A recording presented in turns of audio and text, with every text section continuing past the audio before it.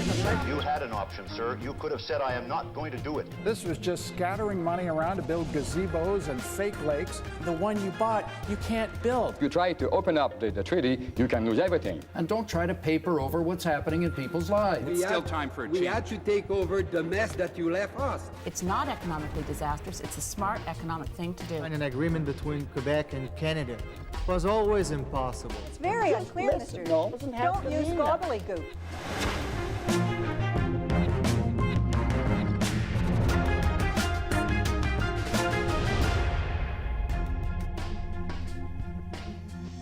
Live from Gatineau, Quebec, this is the 2021 Federal Leaders Debate. We're coming to you from the Grand Hall in the Canadian Museum of History on the traditional unceded territory of the Algonquin Anishinaabeg people, a place for Canadians to reflect on the country's past. But tonight, we are looking ahead to the future. Good evening, I'm Shachi Curl. I'm the president of the Angus Reid Institute, and tonight I will be your moderator. Let's welcome the party leaders. Justin Trudeau for the Liberal Party, Erin O'Toole for the Conservative Party, Yves-François Blanchet of the Bloc Québécois, a pleasure. Jagmeet Singh of the NDP, and Annamie Paul for the Greens. Welcome, leaders. Good evening. Great to be here. Tonight's event is being produced for the Leaders Debates Commission by a media partnership including APTN News, CBC News, CTV News, and Global News. The debate is also offered in 10 other languages, including Cree, Inuktitut, Dene, as well as described video and ASL. 20,000 Canadians have weighed in telling us what they want to hear from the leaders, and 5 themes have emerged: leadership and accountability, climate change, reconciliation, affordability, and COVID recovery. Tonight, 4 undecided voters and journalists, maybe the journalists are undecided as well, will be putting their questions directly to the leaders. And you leaders, you've agreed to tonight's rules and format. So before we begin, please answer the questions you're asked. Do not interrupt each other. I don't want to cut you off, but I will if I have to, okay? All right, let's get started.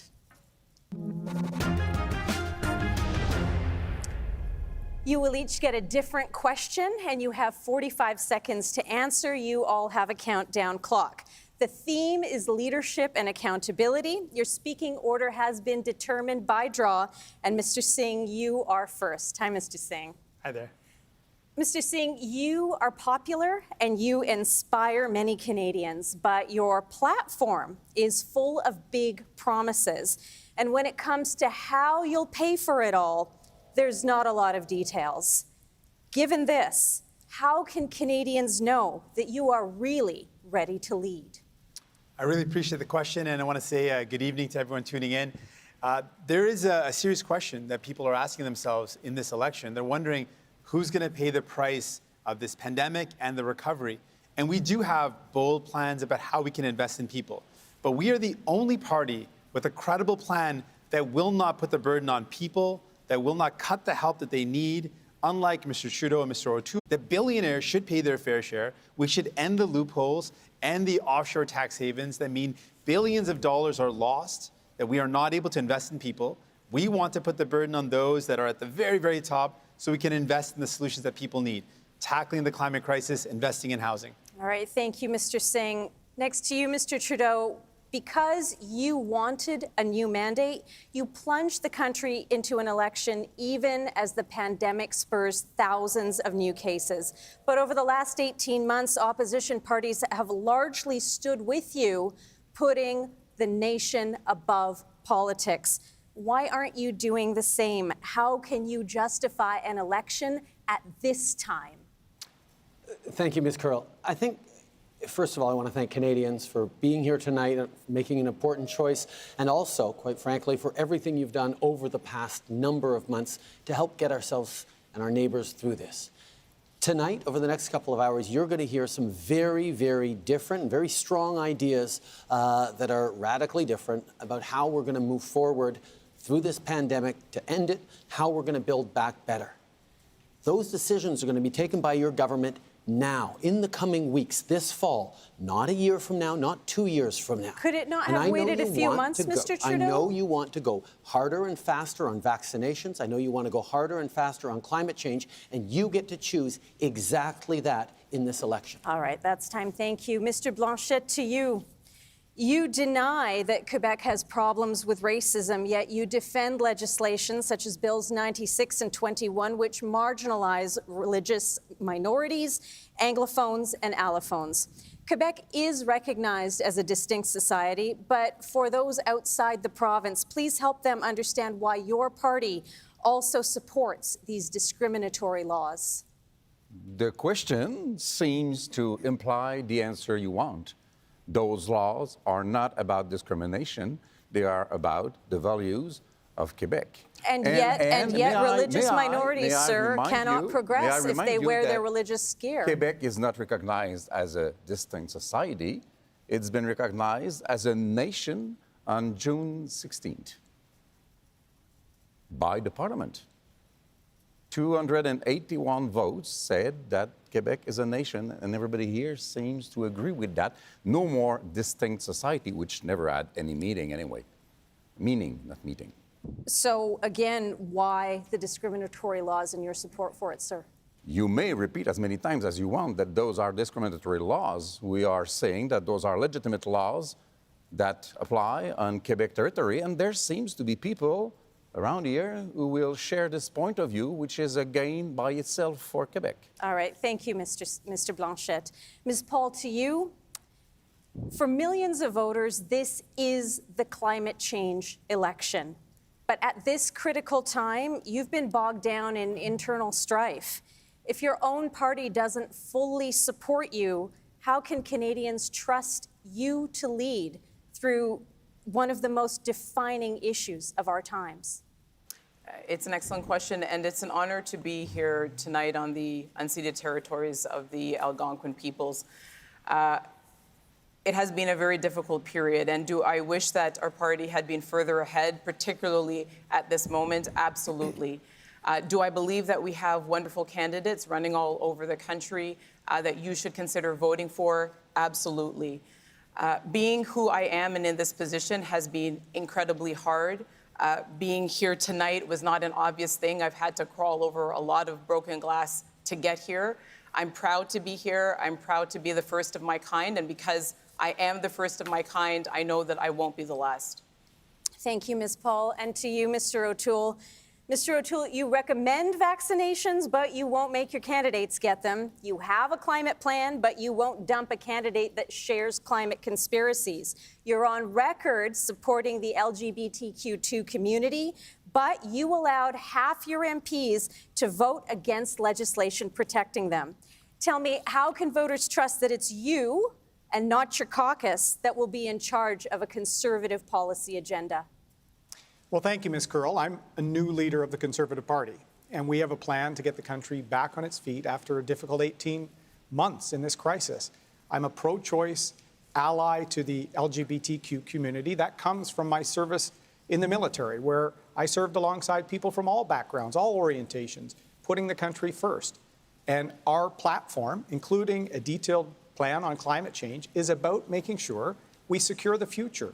Jobs, accountability, national leadership on mental health. So is it you, sir, or your caucus that's driving the bus? I am driving the bus to make sure we get this country back on track. And I'm here to defend the rights of all Canadians, women, members of the LGBTQ community, Indigenous Canadians. I want to make sure we all secure a future together. Thank you, Mr. O'Toole.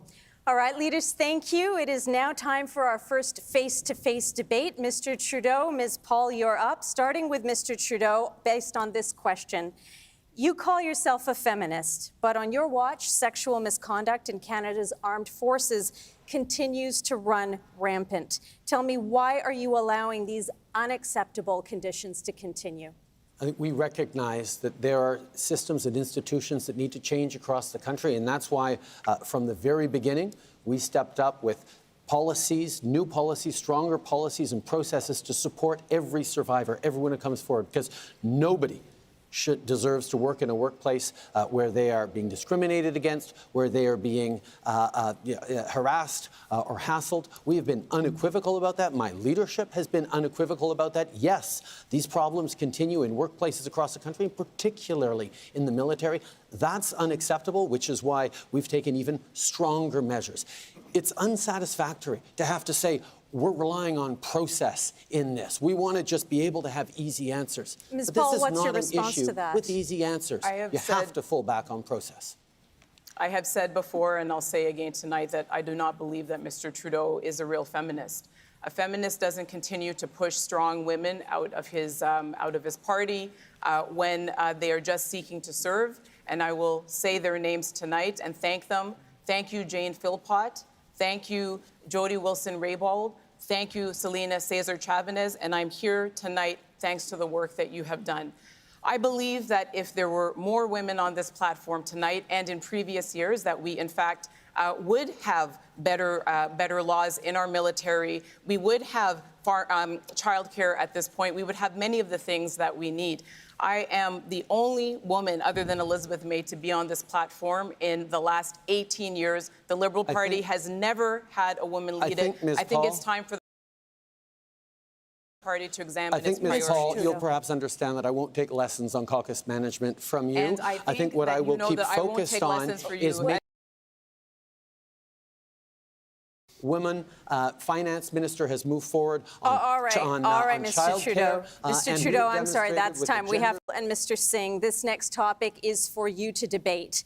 Canada's transition to a green economy depends on pipelines.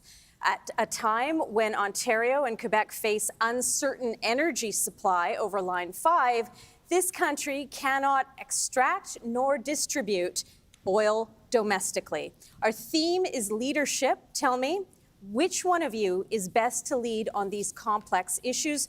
Mr. Blanchet, per the draw, you begin. I'm not very much interested in leading Canada. However, I am very much interested in making sure that Quebec is entitled to its own vision for the future. You know, in Quebec, we do not have energy issues that much because we are lucky. We are lucky. It's a piece of luck that we can produce green energy in a large amount. But the whole planet cannot afford this idea, this very Canadian idea, this very conservative idea, and as far as I know, this very liberal idea that we have to produce more oil, export more oil, believing that the money from it will reduce gas emission, which won't happen. All Canadian families deserve an economic recovery, including families in Western Canada that feel left out after 6 years of Mr. Trudeau. When it comes to leadership, our natural resources sector is a leader in environmental social governance. Anytime Canadian resources are removed from the global supply chain, you know who fills that gap? Saudi Arabia, Venezuela, Russia. All of these organizations and companies are getting their emissions down. Let's get emissions down and Canadian resources to market so that we can have jobs, opportunity, and fight climate change. Mr. Singh. When it comes to leadership on the fighting this essential crisis, one of the biggest crises we're up against, we've got a difficult choice for Canadians. You've got on one side someone who doesn't believe there's a crisis, and then on the other you got Mr. Trudeau who doesn't act like there's a crisis. And what it's going to take is real leadership. Because the solutions are there. We can invest in green energy, clean energy. We can invest in renewable energy. Doesn't give up on tens of thousands of workers across the country. We'll never give up on workers. We're workers that are working hard for their families, so we can get our resources to market. Okay, one at a time, gentlemen. Mr. O'Toole, then back to you, Mr. Singh. Sure. Mr. O'Toole, then I want Mr. to Singh. see Canadians get back to work in all sectors and in all regions. And I'm proud of what we produce in our country, whether it's our resources or the resources in the heads of our young people. But we need to get emissions down, Mr. O'Toole, and get our energy to market. These workers need a plan that's going to create jobs for the future. And that's a responsibility of government. We've seen 6 years of Mr. Trudeau, and workers can't afford another 4 years. What we need to do is invest in a diversified economy, clean energy. We need to electrify transportation. We need to invest in retrofitting homes and buildings. We need to create good jobs for workers plan now. But we need an economic recovery in all sectors. That have failed leadership workers. is not only Last word to you, Mr. Blanchet. Yeah. Last word to you, sir. Leadership is not only saying the words, it's proposing solutions, admitting a problem, which they're not doing. All right, thank you. My next question is for all of you. We've had some encouraging news out of Kabul overnight with the escape of 43 Canadians. That said, thousands of people who helped Canada during Canada's mission in Afghanistan never get them all out. To each of you, what would you have done differently? Mr. O'Toole, per the draw, you begin. Canada should never leave behind people that are at risk because they helped us. When Afghanistan was falling, there were 1,200 Canadians and hundreds more translators and others waiting for help from Canada. Waiting for help from Canada. What did Mr. Trudeau do? You called an election, sir. You put your own political interests ahead of the well-being of thousands of people. Leadership is about putting others first, not yourself. Mr. Trudeau, you should not have called this election. You should have gotten the job done in Afghanistan. Mr. O'Toole, as of the beginning... Hold on. This is not open debate, leaders. This is a situation where we're asking a question to each of you. No problem, Mr. Trudeau. I'm trying to keep track myself. I would like him, Ms. Curl, because he called an election in the fourth wave of a pandemic with fires in British Columbia and with unfinished business in Afghanistan, All Mr. right, Trudeau. Thank you, Mr. O'Toole. I'm going to give the opportunity next per the draw to Mr. Singh. You guys will have tons of time to debate, so hang tight. Mr. Singh. Sadly, what's happened in Afghanistan is a tragedy that was something we knew about. We knew about the withdrawal date. We knew from President Biden what that date would be. And sadly, I agree with Mr. O'Toole on this one point that it was a bad decision to call an election while this crisis was going on, particularly because we've got allies on the ground that put their lives at risk to support our Canadian forces who are now looking at peril for their lives and may never get out of Afghanistan. We know the impact on women and girls in Afghanistan. It's heartbreaking, and it could have been avoided. Veterans had told Mr. Trudeau and his government for a long time that the current approach was not working. Those calls were not heeded, and as a result, we're in this really horrible situation. Thank you, it could have Mr. been avoided. Singh. Thank you, Mr. Singh. Mr. Blanchet. First, good news. I seem to understand from what I read a few hours ago that Kabul airport is now being open for some people to get out of the country, which is very good news. This should have been worked a long, long time ago. I agree with Mr. O'Toole that Mr. Trudeau should have put those people's interest before his own. However, the problem is that Canada has failed many times to create some strong partnerships with other countries in order to be stronger facing a situation like Afghanistan now, because by itself, we must admit, Canada is not a world power. Thank you, Mr. Blanchet. Mr. Trudeau, I invite you to respond now. Thank you, Ms. Curl. It's unfortunate to hear the members, the leaders on this stage talking down the incredible work that our Canadian Armed Forces, that our diplomats, that our consular officials did from the beginning of the summer to ensure that as of the very beginning of August, well before this election, we were getting flights out of Afghanistan. We got 3,700 people out of Afghanistan. And over the past weeks, we've been working with the Qataris, for example, on exactly that good news that we've seen of more people, more Canadians getting out of Afghanistan. We work closely with our allies because we know Canadians sacrificed in Afghanistan for a better future. We need to stand by the people who helped us, who helped themselves, and we will with even more people coming to Canada in the coming months. All right, Mr. Trudeau. Ms. Paul. As a former diplomat and with a husband who provided advice on the peace negotiations in Afghanistan, we were hearing the stories all the time in the months leading up that this was foreseeable. And so it seems like we got better information on our smartphones than Mr. Trudeau got from our entire intelligence service based on what he's saying. The thing is that when people count on you, when you make a promise to them, then you do it so that people can count on Canada's word. When someone is your partner, you go with them, you go for them, or you don't amount to much. And so leaving behind people in Afghanistan, walking up to Rito Hall and calling an election under these circumstances was not the right thing to do. And to borrow a line from Mr. Singh from 2019, Mr. Trudeau could just say, hey, man, I messed up. All right, Ms. Paul, thank you very much. Thank you all. And now it is our time for a first attempt at open debate. Jumping off of this question, Michael Kovrig and Michael Spavor have been in Chinese prisons for 1,004 days. The next Prime Minister has key decisions to make about our already tense relationship with China, such as telecommunications security and foreign investment. Some say this all comes down to a trade-off between Canada's economic growth and recognition of human rights. I'd like to know where you all stand. I'm sure you want to exchange on that. Mr. Singh, per the draw, you begin. Leaders, you may jump in. Thank you very much. We know that we can't imagine what it is for Mr. Spavor and Mr. Kovrig to be going through 1,000+ days in a prison without access to human rights. I can't imagine what their friends and their families are going through right now. All I know is we have to do everything possible to secure the release of these 2 Canadians. We need to work with our allies, apply pressure, and make sure that we return these Canadians home. That's what we've got to do. And that's exactly what we've been doing. Over the past 3 years, we have worked with international allies to put pressure on China in every single one of their meetings. We've worked closely with the United States. We, at the G7 a few weeks ago, worked with the international community to make sure we're moving forward on challenging China where necessary in human rights, competing with them economically where we need to, and holding them to account on the rule of law as a global community. And Canada's voice has been very strong on that.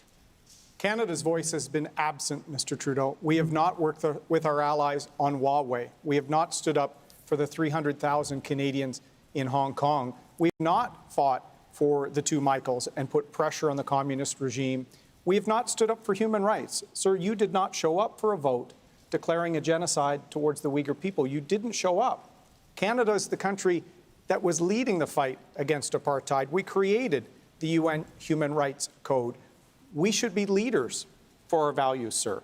And you've let the Michaels down, and we have to get serious with China. If you want to let the Michaels and get the Michaels home, you do not simply lob tomatoes across the Pacific. That is what Mr. Harper tried for a number of years and didn't get anywhere. You need to engage in a sophisticated way with our allies every step of the way. You have to take the same position on Huawei, and that's exactly on steel, what we have done on every step of the time. Mr. O'Toole. Cyber security, Mr. Trudeau. We are out of step, and our allies are wondering where Canada's gone. You started as Prime Minister saying you admired China. If I could... I'm coming to you, Ms. Paul. Just a second. I want to get to Mr. Singh, and then to you, Ms. Paul. I appreciate, thank you very much, the opportunity. I want to also we're talking about leadership and accountability.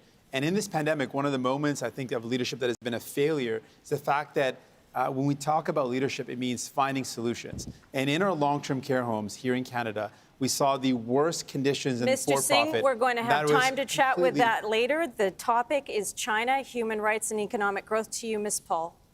Yes, and this is an area where certainly lines are being redrawn all across the world. And the main thing that Canada is going to have going forward in terms of currency is its word. When we make a promise, we have to keep those promises. That's how, when we need help, we get it. You know, my mom grew up on a farm in a small community, and she learned very young and taught us that you have to give your word to your neighbors, and they have to be able to count on it so that when you need help, they're there for you.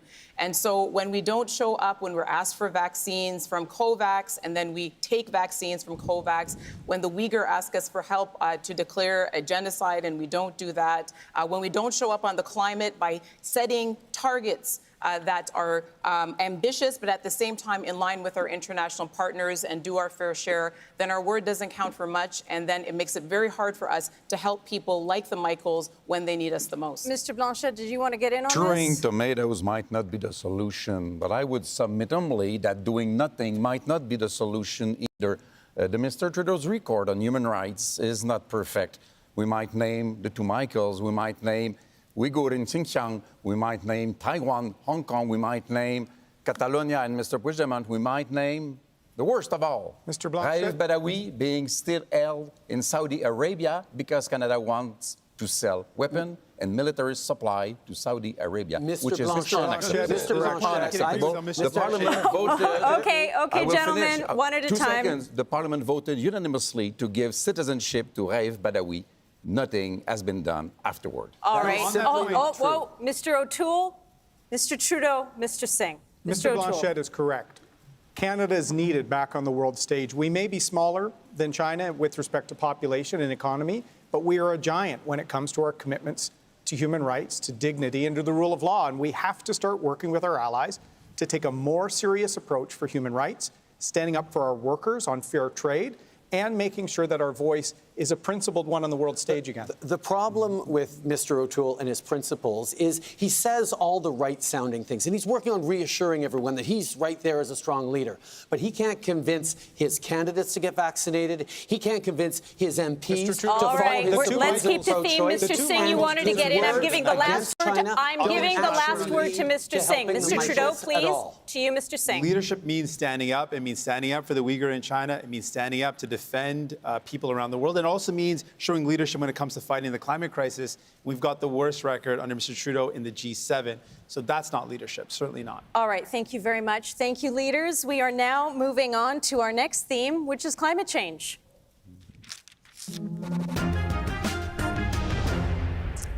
All right, this time we're starting with a question from Trevor McMullen. He is a high school teacher in Lunenburg, Nova Scotia. He's standing by. Trevor, what's your question? Hey, good evening. As leader, what immediate actions would you take to make green technology more accessible and affordable so that everyday Canadians don't have to bear the financial burden of being environmentally ethical? All right. Thank you, Trevor. Leaders, you've heard Trevor's question. Ms. Paul, I apologize. Ms. Paul, you're going first. Thank you so much for that question. And, Trevor, that's exactly where your head should be at. That's where all of our heads should be at.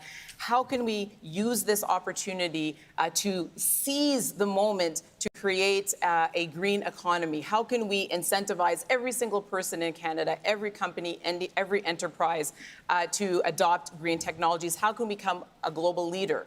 And so, absolutely, if you look at our platform, you will see that we propose incentives all the way from buying electric cars, new and used, to retrofitting homes, to all of these items that will help make life easier for you and help for you to do your part.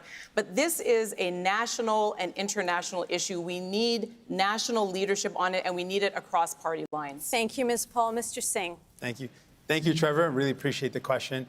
And I'm sure you speak to a lot of young people as a teacher and are seeing the fear in their eyes, the worry and the desperation that young people have because they don't know what type of future they're going to inherit. And they're worried about the impacts of the climate crisis because it's hurting us now, and it's only going to get worse if we don't do anything about it. And to invest in that future, we need to make choices. And right now, we look at the choices Mr. Trudeau has made over the past 6 years.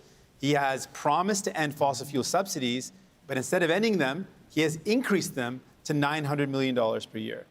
That is money we could spend on investing in clean technology, in making it easier for people to access that technology and to do our part to fight the climate crisis. So it's a matter of choices. We can't afford another 4 years of Mr. Trudeau's choices. Thank you, Mr. Singh. To you, Mr. O'Toole. Thank you for the question, Trevor. I was raised by two strong women who were teachers, and they told me to be straight up. This is an area where the Conservatives, we had to win back some trust. We hadn't met the expectations of Canadians on climate change. It's an important issue for me as a father of a high schooler, and we talk about it all the time. That's why in April, long before the election, I put out a substantial package pricing carbon to meet our Paris targets.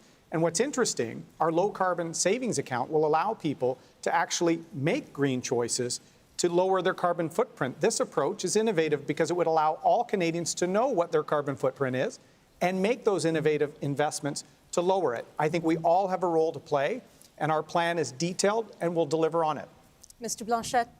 Thank you to be with us, sir. I hope you appreciate a little bit blunt answers. First, you put a ceiling on any production of oil and gas. You take all the money that the federal government is placing into that industry, even more by the Liberals than the Conservatives before, and you put that into green energy. And you take the money for Trans Mountain and you give it to Alberta for Alberta to initiate its own transition toward a greener economy. This is the way to do things, because if we don't do that and keep dreaming about reducing gas emission while increasing production, we will never get there. Thank you, Mr. Blanchet. Mr. Trudeau. Thank you, Trevor, for your question. And from one teacher to another, I know that you need to ground your decisions and what you share with your students in science. And all these leaders on here have various claims about what their climate change plan is going to do. Unfortunately, if you look at what the experts and the climate scientists and the economists have said, we're the ones with the strongest plan to fight climate change. And how to answer your question specifically, how to make it more affordable for Canadians? Well, the first thing we did on that was bring in a national price on pollution that incentivizes businesses to go cleaner at the same time as it puts more money in families' pockets. We are going to put a cap on oil sands and oil and gas emissions and decline it until net zero and create those opportunities and investments that are going to make it more affordable for you and your students for many years to come. Thank you, Mr. Trudeau. Thank you, Trevor. Have a good evening. I'm turning it back to the leaders. It is time for more debate. The draw has Mr. Trudeau and Mr. O'Toole facing off. Your topic is climate change. Even today, 1 in 4 Canadians don't believe that climate change is caused by human activity. How can we achieve real progress when so many people are still debating the fundamentals? Mr. O'Toole, you begin. Climate change is a real threat, not only to Canada and to the world. That's why we have to take a serious plan to tackle it. That's why, as I said, we put our plan out in April, because we had to restore some trust on this issue to make sure we can show Canadians we can get emissions down and get the economy working again. That is key. We have a plan to meet our Paris targets, but minimize the impact on jobs and investment. We're also going to make major investments in electric vehicles, in the hydrogen economy, small modular reactors. There is so much we can do to get our emissions down, but grow a strong economy, because without a strong economy, we can't tackle climate change. We can't tackle the issues of today. The reality that Mr. O'Toole has never understood is you can't have a strong economy unless you tackle climate change. And you ask about how we're going to convince the quarter of Canadians who still don't think climate change is real. Well, Mr. O'Toole can't even convince his party that climate change is real, because they voted against that. And that's perhaps why his plan is so weak. His plan is to go back to the Harper targets, to the Harper approach on fighting climate change, which doesn't work. His costed platform, which he just put out last night, cuts $2 billion from climate investments and from things. And for our friends in BC, you have never made a target, has proposed to restore let him respond, Mr. Trudeau. Pipeline. Mr. Trudeau, let Mr. O'Toole respond to you, Mr. O'Toole. Thank you, Ms. Curl. The tanker ban. Mr. Trudeau always forgets one fact. He has never made a target for climate change. He has great ambition. That's part of the reason we're in an election and a pandemic, is his ambition. He doesn't have achievement. Well, he never meets his targets. So we have a plan in 2030, that we will meet it's actually quite difficult to meet a target that's 9 years away, except for the fact that right now we are on track Gentlemen, to beat we have to wrap this segment. Over all right, target. we are moving on. We are moving on, leaders. Next up is Mr. Singh, Mr. Blanchette, and Ms. Paul. I'd like each of you to describe how you'll implement a national approach that best recognizes the significant regional differences involved in fighting climate change. You begin, Mr. Singh. You may jump in one at a time, please. Of course. Well, here's the thing. We just heard Mr. O'Toole and Mr. Trudeau argue about who's worse. And honestly, it's a tough question to answer. Let me tell you, you're not stuck with these two. Better is possible. We can invest in a clean economy. We can end fossil fuel subsidies. We can make sure we're creating clean transportation, and we can invest in provinces and territories to make sure they have the resources necessary to fight the climate crisis. I'm hopeful. I'm optimistic. I'm going to be a dad soon, and I want to make sure my child grows up into a future that has the same opportunities that I had, that has clean air, clean water, a clean place to live. I want to make sure that that's as far as I understand it, it is not a national or even less a regional issue. It is a planetary issue. And it has to be tackled by everybody at once. But I would be glad to give some of my precious time to Mr. O'Toole, because a week ago, a little more than that, he said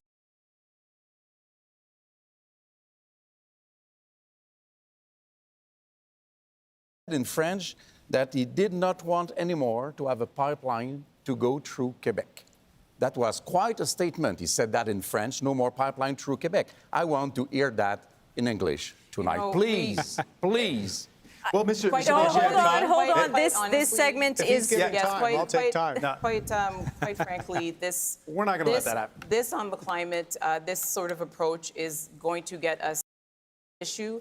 This is a national issue. This is a nonpartisan issue, and we have got to be able to come together across party lines. I said that I was available for a debate just on this. It's that important, but we've invited many times all of the parties to join us in a joint cabinet, a cross-party cabinet, to deal with this the way that we dealt with the pandemic, together. People were so inspired to see these leaders come together in the early days of the pandemic. We have got to bring that same approach here. Let's come together Mr. because Singh. that's what's needed. Thank you very much. I absolutely agree. We do need to come together. I can lay out what we shouldn't do and what we need to do. What we shouldn't do is what Mr. Trudeau did. Set targets and miss them. We shouldn't promise to end fossil fuel subsidies and then increase them. We shouldn't put a price on pollution and then exempt the biggest polluters. What we need to do is end those fossil fuel subsidies, invest in provinces and territories. But with the greatest of respect to Mr. Hold on, Mr. Singh. With the greatest of respect to Let Ms. Paul respond. With the greatest of respect to Mr. Singh, we have been making this invitation for years, and it has never been accepted by the NDP or any other party. All right, it's we great have to hear that we they have to agree, wrap but this section now, leaders. It is time for me, with great pleasure, to welcome now, and she's going to be asking each of you a direct question on climate change. This round starts with Mr. Trudeau. Hi, Mercedes. Hi, thank you so much for having me. Hello, candidates. It's a pleasure to have the opportunity to ask you about a question. Mr. Trudeau, starting with you. On your watch, Canada's greenhouse gas emissions have gone up every year since 2016 record in the G7. According to the most recent data from your government, Canada's emissions in 2019 were just as high as they were 15 years ago. Environmentalists say that your performance is insufficient. If you're so serious about climate change, why are Canada's emissions still going up? We inherited a government from a conservatives that did not believe in the fight against climate change, and we had a lot of catching up to do. But what we were able to do in 6 years is bring a national price on pollution, ban single-use plastics, move forward in protecting more of our coasts and oceans and rivers than any government in history. And we are right now on track to exceeding those 2030 targets set at the beginning at Paris, down to 36%. And we've gone even further with that, with a concrete plan that the experts have said is the only one that can achieve a 40% reduction. Which they say you're unlikely to meet. That is what we're dealing with. Okay, Mr. Trudeau. Mr. Blanchet. Madame. Your party often criticizes the oil and gas industry in Canada's western provinces. You've said that you would block pipelines trying to go through Quebec. While you were the environment minister, though, you allowed oil exploration and carbon-intensive projects without environmental assessment. So why the double standard, and what do you say to Canadians who feel that you're blocking their prosperity? There were three issues that have been raised since I've been into this election. First one is having reversed the 9B line of Enbridge, which had been reversed a few years sooner without any evaluation or anything. Second one is a project in Baie des Chaleurs, which already had been submitted to an evaluation, an environmental evaluation. And the other one was to have an environmental, I will come to that, evaluation after the exploration. This is all a build-up made by the previously environmentalist Sylvain Guilbeault from the Parti libéral, which the Prime Minister did not even know about when he attacked me with it. My record is also having signed the carbon market with California, which is still considered the best way to tackle the gas emission through incentives and tariffs around, I wouldn't say the world, All right, at Mr. least North Blanchet, America. That is time. Mercedes, your next question. Mr. O'Toole, you're next. Under your plan, Canada would abandon its current climate target. Instead, you would settle for a weaker one. In fact, it's one set 6 years ago by Stephen Harper. World leaders are meeting this fall to ratchet up their commitments on climate change on the global stage, yet you would walk ours back. You've said that climate change is real and you've endorsed carbon pricing, but your target is the lowest of all of the major parties who are here tonight. Why should Canadians settle for your plan and a plan that would take our targets back in time? Because Canadians deserve to have a plan and leadership to make the targets. Mr. Trudeau went to Paris. The targets I'm talking about making are the ones he signed on to, and then for 6 years did not make them. He likes to blame everyone else but himself for action. So what we did, because as I said, Mercedes, we have to build trust on this issue, we went out and worked with the top consultancy in the country to come up with a plan to price carbon, to get our emissions down to meet Paris, but to also get people back to work.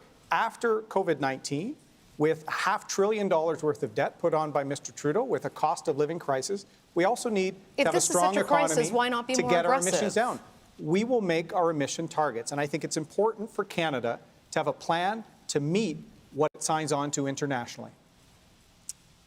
Ms. Paul of the Green Party, obviously environment a big focus in your plan, calls for a 60% reduction in Canada's emissions by the year 2030. Other countries that are making that commitment don't face the same challenges that we do here in Canada. We live in a cold, northern, sprawling country, and our economy still relies on resource extraction, much of which you've said you would shut down completely in your platform. How would you offset the economic harm that would result from meeting such an aggressive target?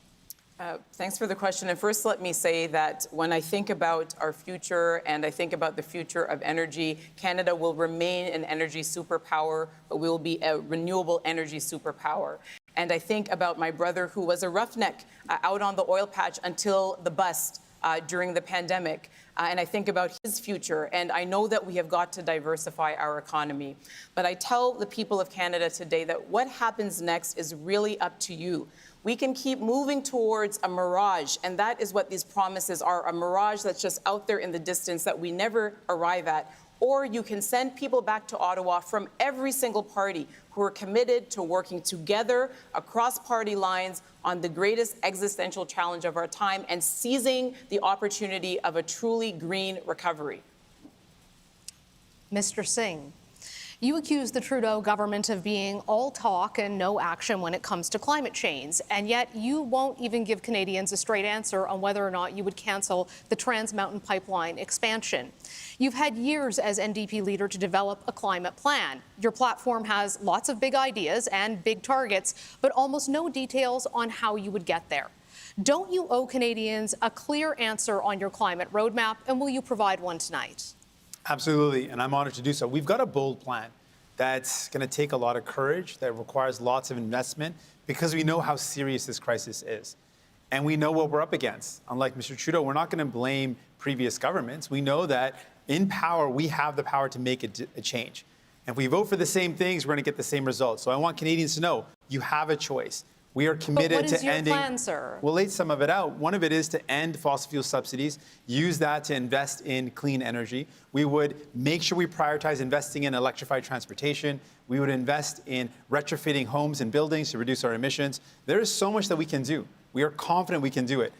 But there is a cost if we continue down the same path of conservative or liberals who don't take this seriously. You have a choice. All right. Thank you. Now it is time for open debate. Mercedes is going to keep you leaders on theme. I'm going to keep you on time and make sure everyone has a chance to be heard. Ms. Paul, we're starting with you. Back to you, Mercedes. Thank you. Canadians want their government to fight climate change, but they also worry about the cost for their families. And we know there will be a cost to this. Why should Canadians trust your party to see us through this? There is a global green rush going on now to create the competitive green economy of the future. What the Greens don't want to see is Canada being left behind, because that is exactly what's happening. You know, I'm sure that the last candle maker was the person that had the market cornered on candle making, but if everyone has moved on to LED lights, then you're in trouble. And so what we want to see is us seizing this opportunity. And Mercedes, to your earlier question, if Denmark and Greenland, other cold countries, can end oil exploration, then certainly we can do it. And if 27 countries in the European Union can come together collaboratively to have an ambitious plan for the climate, then surely with leadership, we can do the same here in Canada. I know Canada can do anything that any other country can do. Absolutely. I think we absolutely can. If any type of energy is removed from the global market, Canadian energy, it's replaced by a bad actor country that doesn't have carbon reduction programs, it doesn't have human rights, it doesn't have engagement with Indigenous communities. Indigenous partnerships in natural resources is huge. So you said the cost. There are tens of thousands of jobs that deserve an economic recovery just as much as anyone else. There are Indigenous partnerships, economic reconciliation, and a move towards a made in Canada net zero by 2050. So let's be leaders in getting carbon emissions down and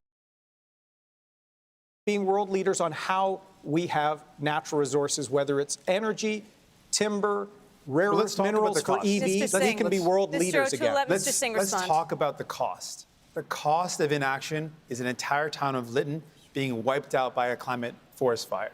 The cost of inaction is forest fires and flooding and heat waves that mean Canadians lose their lives.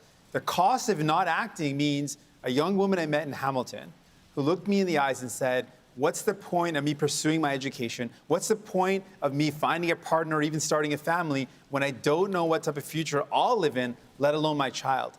That's the cost of inaction.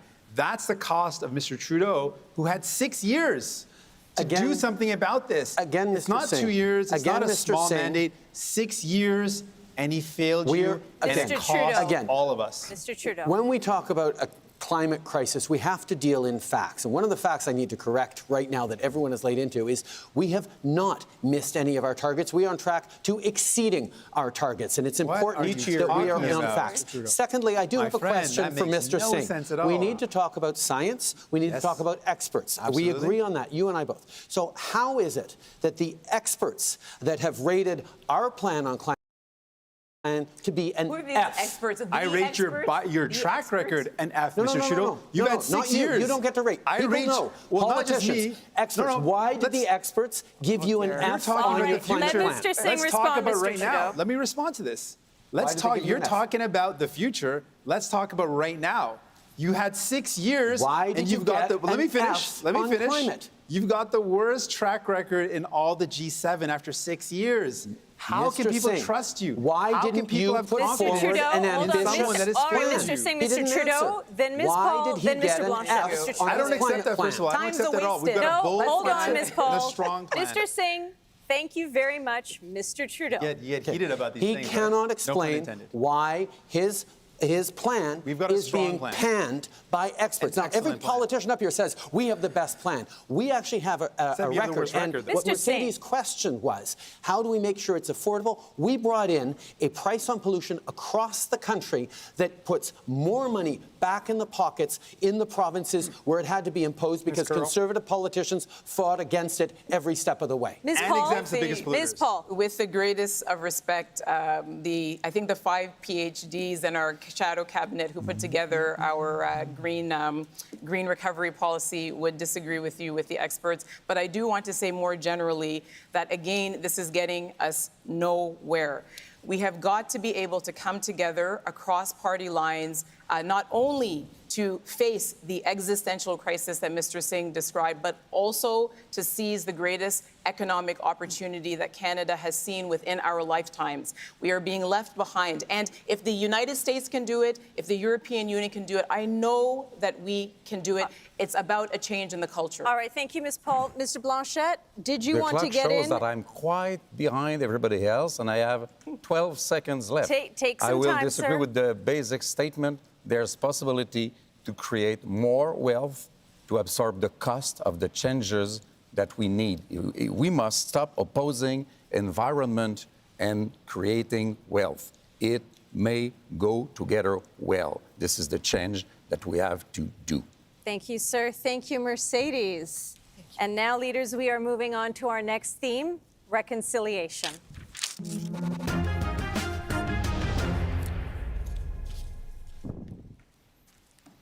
Now we are going to our first-time voter, Merrick McLeod in Sault Ste. Marie. He's got a question to all the leaders. Merrick, you're 18 years old. You're a first-time voter. What is your question to the leaders? Go ahead, Merrick. The leaders are listening. Ani Bojo. In the Ojibwe culture, trust and respect is key to any relationship. Oh, shoot. You got it, Merrick. Keep going. How can I trust and respect the federal government after 150 plus years of lies and abuse to my people? And as Prime Minister, what will you do to rebuild the trust between First Nations and the federal government? Thank you, Merrick. Leaders, you've heard the question. How do you respond to Merrick? Mr. Trudeau, you start this round. Thank you, Merrick, for your question. You're absolutely right. Over the past 150 years, Canada has failed in its relationship with Indigenous peoples. People who we should be working with in shared stewardship of the land, working with in partnership as we draw from the bounty and the beauty of this land to build a better future for all. That is why over the past 6 years, we have stepped up on the path of reconciliation. We have ended boil water advisories in 109 different communities. We have made sure that tens of thousands of young people get to go to school in better classrooms. We continue to move forward on fighting fighting for the missing and murdered Indigenous women and girls, and ensuring a true partnership as we move forward in respect. Mr. Blanchette. Your question is quite moving.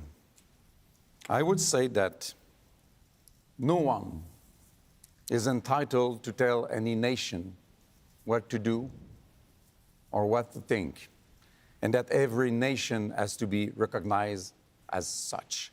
Either it is a nation of 300 people, like there is in Quebec, or an 8 million people nation like Quebec is. It calls for a relationship between equals. It calls for a relationship in which nobody tells the other party that they are stronger, bigger, richer, and therefore you will do as you are told, even if we say it politely. And first, you provide clean water to everybody. Thank you, Mr. Blanchette. Ms. Paul.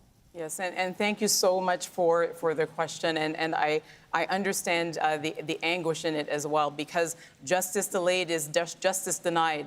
And coming from a diaspora myself, where we have been robbed of our culture, of our languages, of our history, I have no idea where my ancestors were born or where they're buried.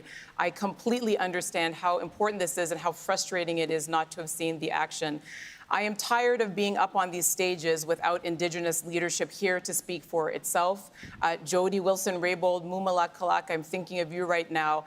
And when Ms. Kakak said that without action, that the Parliament would be hollow, she was right.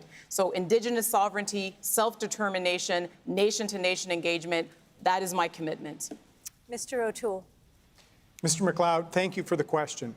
And the way you phrased it is so important. Reconciliation is about trust and respect and restoring it after a century and a half of a federal government failing.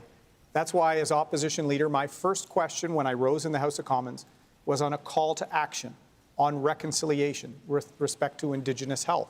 We need to build partnerships. We need to restore trust. And that trust is eroded when you make commitments on safe drinking water on reserve, when you make commitments on the calls to action in the Truth and Reconciliation Report and have no plan to fulfill them. So I want to build partnerships and have Indigenous leaders have governance over the federal government finally delivering on our commitment to Indigenous peoples. Mr. Singh. Thank you very much, Merrick. Thank you for your question. How to restore trust? How do you restore trust when Indigenous communities suffer injustice and it continues in an unbroken line to this very day? How do you restore trust when you've got a prime minister that takes a knee one day and then takes Indigenous kids to court the next? And how do you restore trust in a country as wealthy as ours, a G7 nation in the 21st century that still does not provide clean drinking water to every single Indigenous nation? It starts by actually walking the path of reconciliation, not with the empty words, but real action, clean water, nation to nation, and respect. Okay, thank you, Mr. Singh. Merrick, did the leaders answer your question?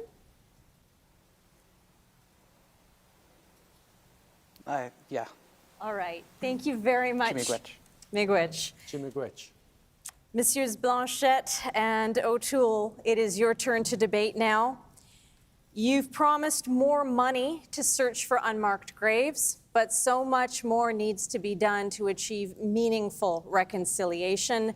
Mr. Blanchette, you begin. Tell me, how are you better positioned than Mr. O'Toole to restore justice? I am not better positioned than Mr. O'Toole because I believe that this is a relationship between nations. And your presence a nation, I feel I represent another one, and we are discussing with a lot of other nations. But I will remind everybody that on the last day of the last session, we had a motion adopted unanimously by the Parliament, and this motion was precisely saying what we had been told to carry by the First Nation leaders, and we had it adopted. This might be the way to do it. Many times the Bloc Québécois said, even if we don't agree with everything, that we would share our seats and our voices in the Parliament with the First Nations in order to have them being heard by the whole country. After the tragic finding of graves in Kamloops, Cowessess, and other former residential school sites, we offered to work in a bipartisan fashion on calls to action 71 to 76. Those are related to former residential school sites. And we need to act faster. I know Mr. Trudeau cares a great deal about reconciliation. I know we all do. But this is an issue where we have to act. We can no longer say that we recognize the calls to action. We need a plan to achieve them. And what I'm proposing is a plan that builds partnerships, that builds governance, that has Indigenous leaders, incredible ones like Jody Wilson-Raybould, to allow us to actually hold ourselves to account. All parties, all future governments. This is the biggest scar in the history of Canada. And we have to tackle it not just with good intentions, but with a good plan to deliver for all Indigenous people. Mr. Blanchette, I must briefly. say that the Prime Minister has nominated Gouverneur Général, I don't know how to translate that, who speaks Inuktitut, which is great, but does not speak French. Still, he does not agree with the idea of acknowledging, recognizing First Nation languages as official languages in his country. All right, we will leave that segment there. Ms. Paul, Mr. Singh, Mr. Trudeau, you're up. Tell me, what is your plan to end the ongoing disproportionate violence against Indigenous women and girls? Ms. Paul. The first thing is to make space for Indigenous leadership because, we have done all these things and made all these promises. We know what needs to be done. The recommendations are there in the calls for justice and the missing and murdered Indigenous women and girls report, and yet we still don't have the action. And so, as I said before, it should be Jody up here answering that question. It should be Mumala Kakak up here answering that question. We need to make the space for Indigenous leadership to guide this process, and above all, we need to make this a priority. All that is left now is political will. But that is exactly what we have been doing, Ms. Paul. When we called the National Inquiry into Missing and Murdered Indigenous Women and Girls after years of governments avoiding doing that, we ensured that we brought the truth forward. And then we worked with Indigenous leaders groups, Indigenous women's groups to co-develop the action plan that we are now fully funding so we can get justice for the victims, healing for the families, and put an end to this ongoing national tragedy. It will take a lot of work by all of us, but we are walking this road in partnership because we know it needs to be done and there is much more to do. But Mr. Trudeau, sadly, and this, I don't take any pleasure in this, the calls to justice are out there and you haven't acted on them. And I meant it when I said you can't take a knee one day if you're going to take Indigenous kids to court the next. That's not leadership. Mr. Singh, that's you not gonna love make things that better. line about taking Indigenous kids to court. It's actually not true. We have committed to compensating those kids who went through that. Listen, and what's more than that, this is important, Mr. Singh. No, you can't say you're not taking them to court when you're taking them to court. When you talk there about are kids out there that are being fought by you in court. Leaders, I would actually remind you the question is about violence against Indigenous women and girls. Let me recenter you on that. I appreciate it because he can't continue to say that. That doesn't make any sense. And Ms. Curl, I will say again, I said this last night in the French debate, this is why we need more diversity in politics. This is why we need people who are most directly impacted by issues to be able to speak for themselves, because we are drifting off into things. We have only dedicated 2 minutes to talking about how we are going to bring true justice to Indigenous women in this country. If we could stick to the topic. Mr. Trudeau. Ms. Curl, on this topic, and it was brought up in the earlier one, and we talked about Indigenous women, I want to talk about those kids buried in unmarked graves across the country, because it was a tragedy for all Canadians, one long known by Indigenous peoples. But when I went to Cowessess to speak with Chief Cadmus Delorme, we not only grieved those kids, we signed an agreement, a landmark agreement, to keep kids at risk in their communities, to take them out of the provincial system. That is how we move forward. It took years to sign that agreement, but we got it, and we are empowering Indigenous communities to care for their own kids. Mr. Trudeau, we're out of time. Mr. Singh, I'm going to give you a very brief moment to respond. Briefly, we're over time. We need to implement all the calls to justice. We need to listen to Indigenous women and girls. We need to make sure that they're safe, and we have the steps that they've laid out that we need to follow. All right, thank you very much, leaders. Now I'm really pleased to welcome Melissa Ridgen of APTN News. Melissa is going to be asking you each a direct question on our theme of reconciliation. Your first question, hi Melissa, is to Mr. Blanchette. Over to you. Tanshe, thank you all for being here. It's a pleasure to be here with you to ask some questions for our APTN audience. Mr. Blanchette, I'm going to start with you. You know, numerous government reports, including in Quebec, have sounded the alarm that systemic racism exists, from Joyce Echaquan dying as she's taunted by hospital staff, to policing, the justice system. What will you do as Black leader to address systemic racism in your own province, in Quebec, and also elsewhere in Canada? First, never underestimate the weight, the sadness of those dramas. Second, I acknowledge and I recognize the existence of systemic racism in June 2020. And then, what happened? It became a political tool against Quebec. It became a tool to say Quebec is this and that and racist and xenophobic and all of that, instead of opening a discussion, trying to find solution, consulting experts, discussing with the First Nations themselves. It became this white society against this other one, white society. We build nothing, so the words became toxic. I'm absolutely open to the idea of discussing all of that on a quiet stage without this aggressivity, being aggressive as this debate has become. All right, Mr. Blanchette, we have to move on. Your next question, Melissa. This question's for you, Ms. Paul. You know, Canada has more children in government custody right now than at the height of residential schools.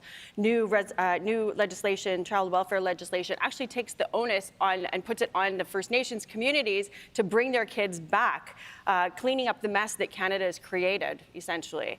And those children are going to have to be brought back to all of those same problems that still exist, that were the grounds for apprehension. What would you do in the House of Commons to make sure that poverty and trauma issues are addressed?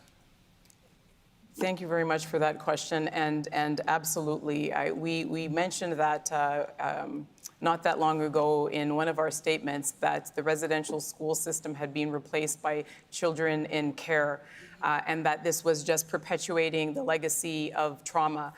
It really comes back to what I said before, which is that the Indigenous leadership is there. It is ready to guide all of these processes. We have all of the recommendations we need. What we are missing is political will. What we are missing is those who have been in power for a very long time, making space for new voices and diverse voices. I actually had to pull my jaw up, which just dropped, when I heard what Mr. Blanchette said. I invited Mr. Blanchette to get educated about systemic discrimination. I extend that invitation again. I would be happy to educate him. It's nice to want to educate This me. is my time, sir.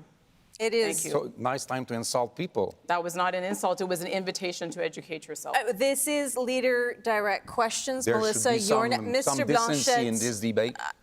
Since I'm many minutes behind everybody else, there should be some Mr. decency Blanchet, in you the have debate. had every opportunity to It's jump your in an open responsibility, debate. not mine, but some things And cannot I am be said. fulfilling my responsibility, sir. Melissa, we're going to keep moving on. Is Your it my next- turn? It is your turn. Well, thank you. Mr. Trudeau, this is for you. You know, your Liberal government has turned Indian affairs into two separate, massive bureaucracies that eat up large portions of funding that will never see it on to reserve. It doesn't leave the bureaucracy. You know, you've promised clean drinking water, but billions of dollars later, that's not happened. Many still do not have clean drinking water. You know, Canadians and Indigenous people are losing patience with the lack of results from all of this spending. So I guess the question is, why would they believe you a third term, that they would get results and you would be accountable for all that spending? One of the enemies of progressive politics, Melissa, is cynicism. Is discounting the hard work that millions of people have been involved in over the past years. And yes, there's always more to do. Progressives always know there's more to do. But when we came into office, there were 105 long-term boil water advisories. We lifted 109 of them, and for each of the ones that are remaining, we have a project lead, a project team, and an action plan, and we're going to lift those all. There are tens of thousands of kids across this country, Indigenous kids, who've started the school year in new schools or refurbished schools. We have moved forward on settling more agreements and more land claims and more partnerships than any other government over the years. We continue to work in partnership and respect and invest more money in Indigenous communities than any previous government. And no, we're not done yet. I think the money, I don't think anybody's questioning the money spent. I think that they're questioning the results for the money that's spent. My next question is to you, Mr. Singh. You know, federal forces, including the RCMP and the Department of Fisheries and Oceans, have been used throughout Canada's history to prevent First Nations from exercising their treaty rights to fish and to hunt and to defend land and water. This is happening right now on both coasts, including under the NDP party in British Columbia with regards to fishing and logging. So my question would be to you, as Prime Minister, what would you do to ensure Indigenous rights and title are finally respected in this country? I really appreciate the question. First of all, we need to respect Indigenous treaty land and rights. That's a fundamental step towards walking the path of reconciliation in a real meaningful way. But you mentioned the RCMP, and I got to talk about the really sad reality that there's been violence, heavy-handed violence, against Indigenous communities, against peaceful protesters, and I have long called for reform of policing. When I was in the provincial level, I fought against carting. I've continued to use every platform I have to say we've got to stop the use of force, we've got to overview it, we've got to change the RCMP's mandate, and that's something we can do at the federal level. That's something that Mr. Trudeau said he would do and yet has yet to do, and it's something I'm committed to making sure happens.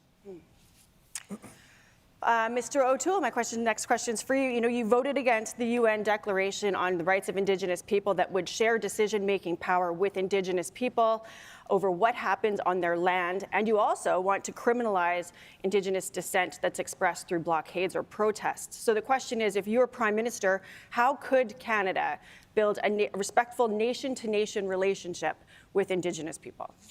Thank you, Ms. Ridgen. And this goes very similar to Mr. McLeod's question on trust and respect. I want to build those partnerships. And that's why our only concern with the United Nations Declaration was how free and prior informed consent was defined so that it didn't stop partnerships from being formed. I'm really glad to say one of the early leaders behind the UN Declaration, Chief Willie Littlechild, has agreed to serve as a special counsel to me on the implementation of that to make sure that there are partnerships and opportunities. What I want to do as Prime Minister is build that type of nation-to-nation dialogue and partnership so that the next generation has intergenerational wealth and opportunity transfer, not trauma. And building that trust will be core to me. It's why, as I said, my first question was on reconciliation. We have to make progress. All right, thank you, Mr. O'Toole. Now we move on to open debate. A reminder that Melissa will be here to keep the leaders on theme. I will be here to do my best to keep you on time. And all of you have an opportunity to jump in after Mr. Trudeau begins with a question from Melissa. Okay, I think if there's one thing that Canadians and Indigenous people can all agree upon, it is that this Indian Act system is not working for anybody. How would you dismantle this broken top-down system, and what would you replace it with that would ensure that Canada still is living up to its constitutional obligations to Indigenous people? First of all, we are looking forward to dismantling the Indian Act. It is a commitment of ours, but it is not something that Ottawa gets to decide. And what replaces the Indian Act will vary from community to community as we live up to our obligations. And that's why over the years, as we've moved towards self-government, we have accompanied communities, some who want to start with health, some who want to start with education, some who want to start with economic development. Every community, every nation across this country gets to help define what its path is forward. We will be there to listen, to partner, to build a better future every step of the way. The way to go forward is to listen to leaders. And Mr. Trudeau ignored one that he had in his own cabinet, in Jody Wilson-Raybould. That was a huge lost opportunity. We've been speaking to people with how we can accelerate treaty resolution. There are some treaty negotiations, Ms. Ridgen, that have been going on, as you probably know, for decades. We need to solve it, and we need to work with Indigenous leaders. There's incredible Indigenous leaders in nonprofits, in the private sector, in industry, in academia. We need to use that governance capacity to finalize treaties and build partnerships. Absolutely. Because the best way forward is success for Indigenous peoples alongside their neighbors, alongside Mr. Singh and then Mr. Trudeau. I'm coming to you, Mr. Trudeau. I'll just jump in on this one point. I think absolutely the solution has to be Indigenous-led. And I think that's the starting point. And for a long time, we've seen that there's been a top-down approach that has to change. It has to be Indigenous people at the table. But I want to talk about the impacts, so just we understand how severe this is, how the Indian Act is creating injustice and perpetuating injustice. I spoke to B, who's a young woman, a young girl who lives in Niskandiga. And she told me in her own voice, she said, I'm a 12-year-old girl and I'm fighting for clean drinking water. How does that make any sense? Those words haunt me to this day. I think about what 12-year-olds do, and they certainly aren't fighting for clean drinking water. That is a legacy. That is the impact of the Indian Act. I want to go back to what Mr. O'Toole has been saying, because he's very able at saying all the right things, but there are countless examples of him actually not living up to his words. We've seen him on a number of times during this campaign, but on Indigenous issues specifically, he says we need to listen to Indigenous peoples. Well, he proposed that he would raise the flags that are at half-mast for the kids in unmarked graves in residential schools. And he didn't talk to or listen to any Indigenous leaders when he made that decision. And that's something that is important and symbolic, but wouldn't cost a cent. How do we believe that he would be able to actually make the investments necessary? Hold on. I'm going to give Ms. Paul and Mr. Blanchet a chance to jump in. We haven't heard from them yet. Time permitting, I'll come back to you, Mr. O'Toole. And I really, again, want to I asked Mr. Trudeau to move immediately. Hold on, Ms. Paul. I really just want to try to recenter our conversation on Indigenous peoples and what we are going to do to fulfill the many unfulfilled promises and commitments that have been made. And I would say, perhaps to pick up on what has been said, that it seems all too often that reconciliation is treated like a buffet. You can opt in for this, pick this plate, but not the other one. And that applies to what we've seen with Mr. Trudeau and the Liberals. You can't, on the one hand, say reconciliation and then go and not allow Mi'kmaq fishers to be able to have a decent, moderate living for all of these years. You can't call reconciliation and then take Indigenous peoples to court. But Mr. Singh, you also can't say reconciliation and then support the NDP government in putting pipelines through Indigenous territories, or support Line 5 after the Anishinaabe made it very clear that they did not support that project. Ms. Paul, I'm going to allow Mr. Blanchet to get in. He's been signaling he wants to. Yes. I will come back to the two of you. Mr. Blanchet. First Nations and Quebec have something in common. They are binded by a document they never signed. And any relationship between nations should be dealt with freely signed treaties or agreements or something. The Indian Act has to be replaced one nation at a time, if need be, by and with freely signed treaties and agreement. There's no other way. And if I may come back a few seconds on something else. Quebec wants religion out of the state affairs because religion never protected equality for women and never will.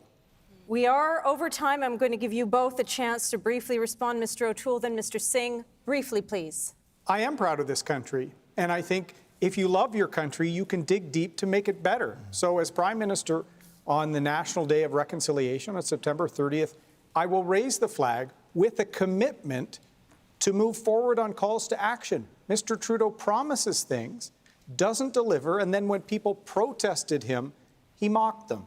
That is not reconciliation. So you can be proud of your country as you strive for it to get better. Thank you, Mr. O'Toole. Mr. Singh, briefly. I think that Mr. Trudeau may care. I think he cares. But the reality is that he's often done a lot of things for show and hasn't backed those up with real action. And the harm is that Indigenous people continue to suffer. And that's what I want to stop. I want to stop the suffering and lift up Indigenous people by being allies. 5 seconds, Mr. Trudeau, then we got to go. Mr. Trudeau, 5 seconds. Unfortunately, the cynicism that Mr. Singh is showing on saying we did nothing is harming reconciliation and the path we're moving forward. We have lots more to do, and we are doing it. All right, leaders, thank you. Thank you, Melissa. Merci, merci. Merci.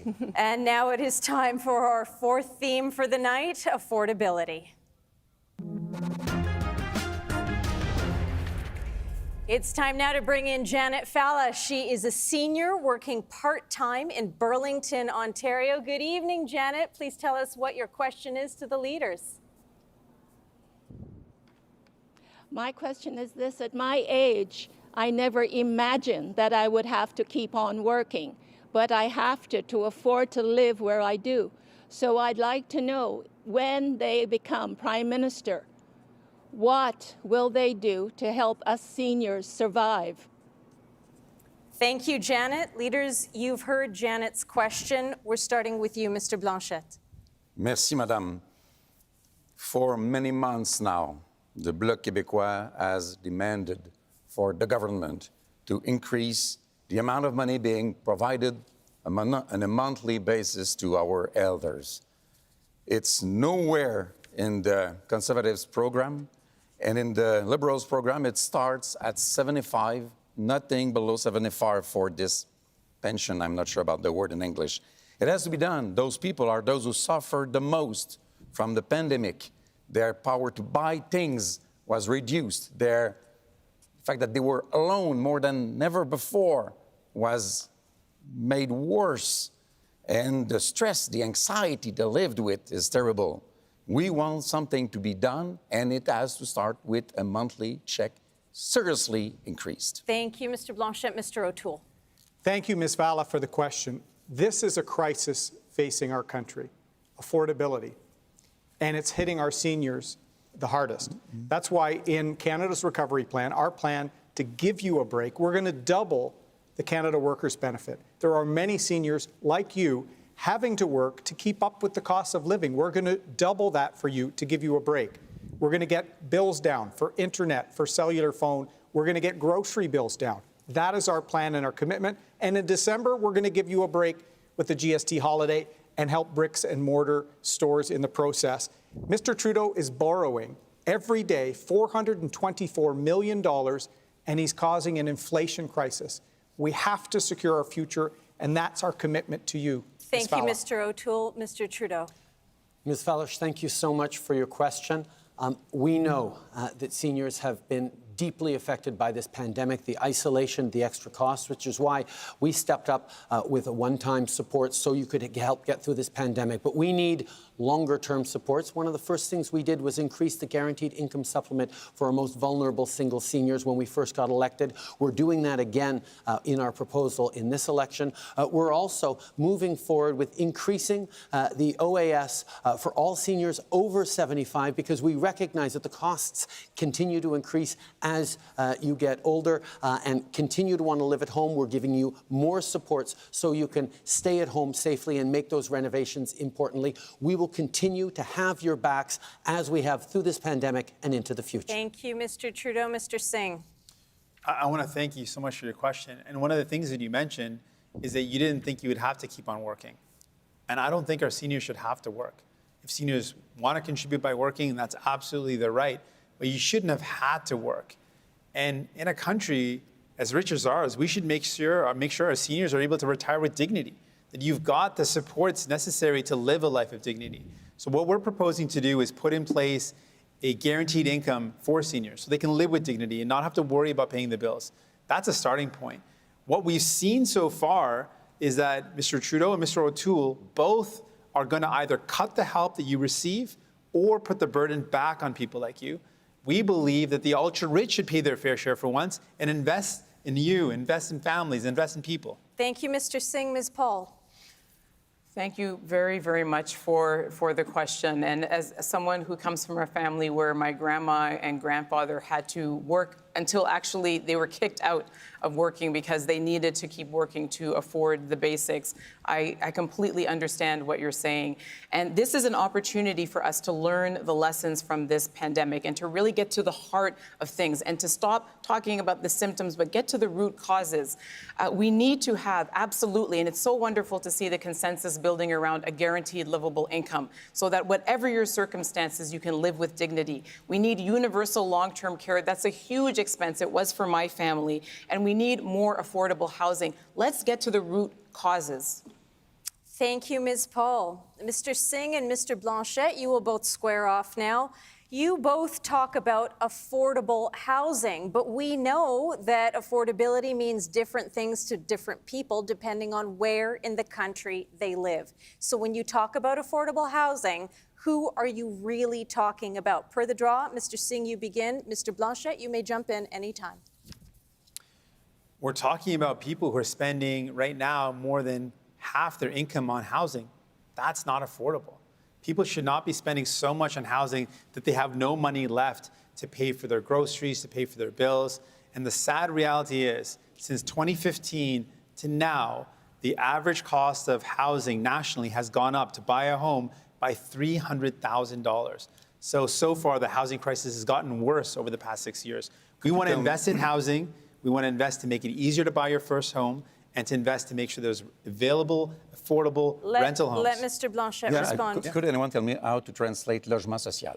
Social housing. Social housing might be a solution to another problem. People are paying, at least in Quebec, people are paying far too much for houses because the prices have increased tremendously. The idea is to reduce the speed of that increase while helping people who cannot even afford decent lodging. If we build more social lodging, which price are obviously very lower, much lower, then it will lessen the pressure on those houses who become more and more expensive. And it will help reduce this. I wouldn't speak about an inflation crisis, but I would speak about an inflation worry, which we must have at present times. So I believe one thing might be part of the solution for the other thing when we speak about. All right, Mr. Blanchette, that's time. I'm sorry, Mr. Singh, that's time. You speak about inflation, Mr. Blanchette, and that brings us to our next topic. So, Mr. O'Toole, Mr. Trudeau, and Ms. Paul, you're up. Inflation is at its highest level in a decade, and it is squeezing Canadians on staples such as groceries, gas, rent. What's your message to Canadians who are struggling to make ends meet? Per the draw, you begin, Mr. O'Toole. Well, unlike Mr. Trudeau, I will care about monetary policy because we need to keep inflation low. There is a crisis hitting families, and Mr. Trudeau seems completely oblivious to that. Bills are going up. There's a housing crisis, as we talked about, and he's making it worse with, as I said, almost $500 million of borrowing per day. There's real risks on the horizon. So we have a plan to get people work, get their bills down, give them a break.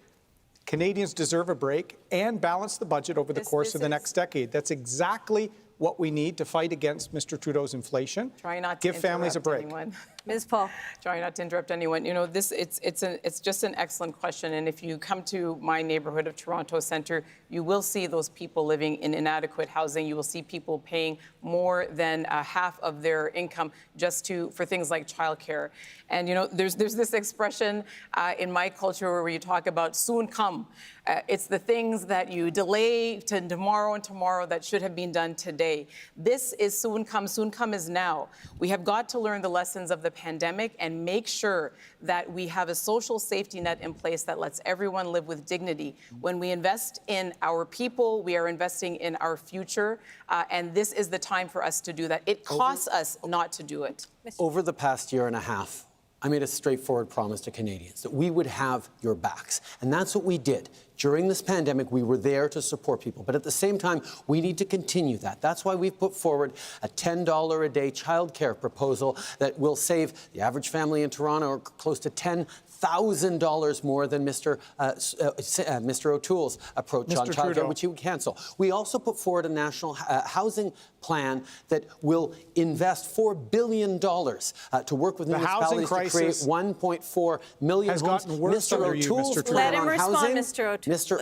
Trudeau, let Mr. O'Toole respond. Sorry, let me just finish this. The housing Mr. crisis. O'Toole's plan on housing gives $500 million on breaks to the wealthiest landlords and nothing for building new houses. The housing crisis has gotten worse under Mr. Trudeau, and months ago he fought against us trying to take foreign non-resident money out of our housing market. We've got a plan to get rental housing built. We've got a plan to get density, 1 million new homes in the next 3 years, with no money and to give on that first-time home buyers not a cent a break towards that, by a Mr. longer O'Toole. mortgage. And Mr. Trudeau, Canadians are worried you're going to be taxing their primary home sale. Your advisors have said it. Your candidates have said it. It's on page 14 of his policy book. He's introducing a new tax on the sale of homes. Leaders, there will be more opportunity to speak about these issues. Thank you, because guess what? I'm bringing out Rosemary Barton of CBC News, and she's going to be asking you more direct questions and opening up more opportunities for debate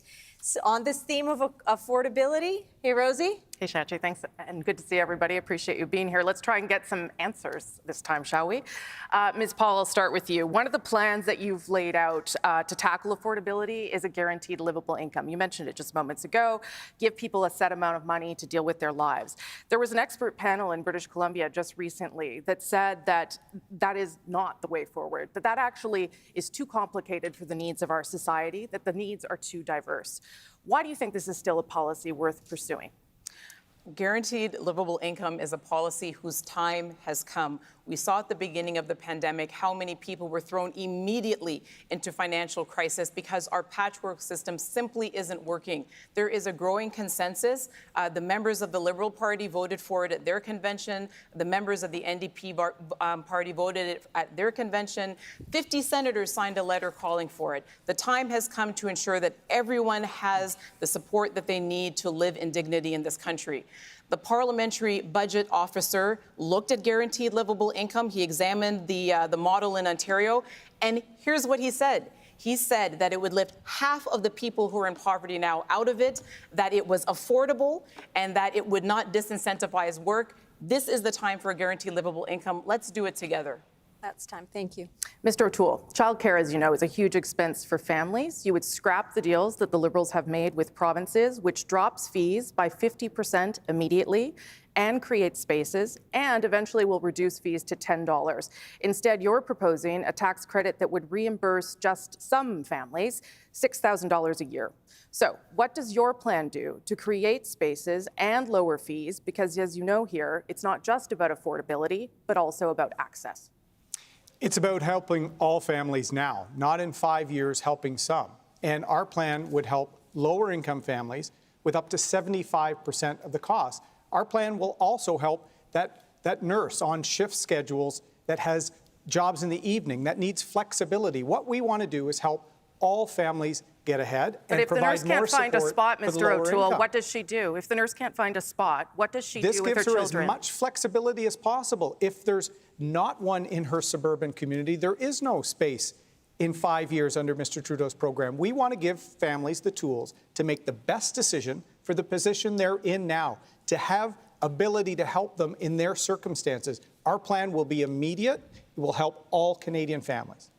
Mr. Singh, you're promising to tackle skyrocketing housing prices. One of the ways is with that 20% tax on the sale of homes to foreign buyers. 2/3 of Canadian families actually own a home already.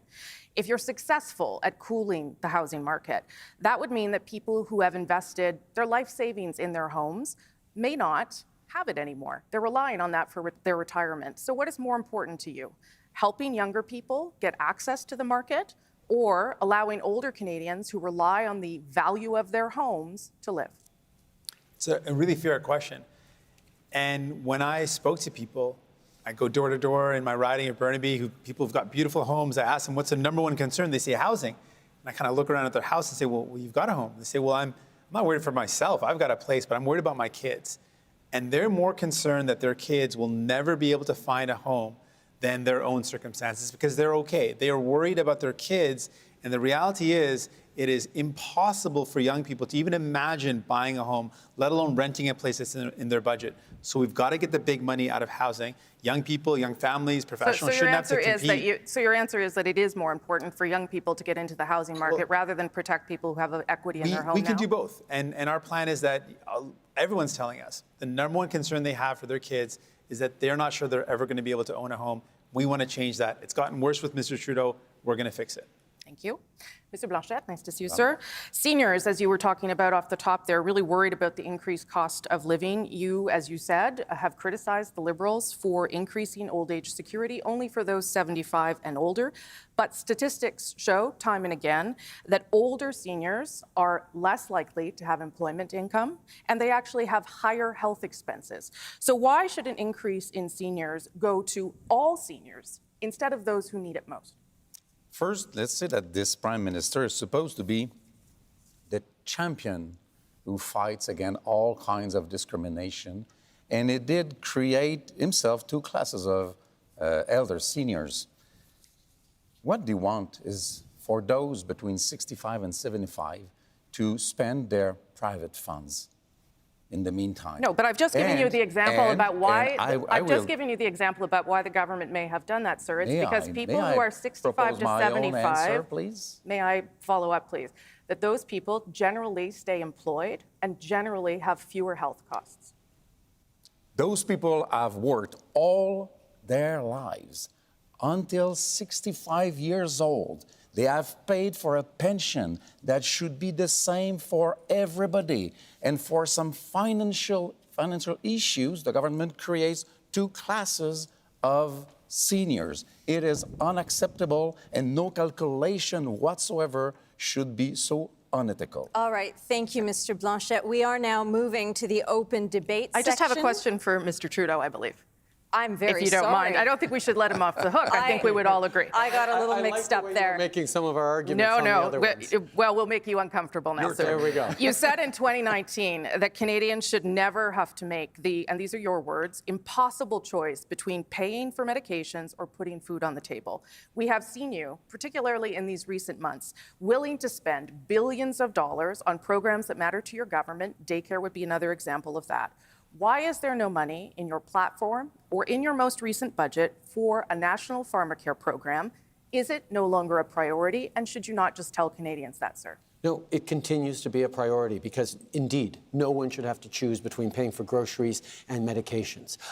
On health investments, we were all focused on COVID-19 and supporting the provinces and making sure that on that we were giving the support we needed so we could have Canadians' backs. But at the same time, we worked with a number of different jurisdictions, and we've actually signed with Prince Edward Island a national universal pharmacare. You've signed one deal, sir, but there's nothing in your there's nothing in your platform in terms of costing. I understand the pandemic kept you busy. What about going forward? Why wouldn't you put that in place? Going forward, we are going to continue to, but we know that it's not something we did with Prince Edward Island. We're going to continue to do with others in respect of the provincial jurisdiction that is delivery of health care. We can't impose pharmacare on a province that doesn't want it, unlike the NDP proposes. We are going to work in partnership, as we have on so many things, to get it done like we did on childcare. Okay, and now we're going to move to open debate.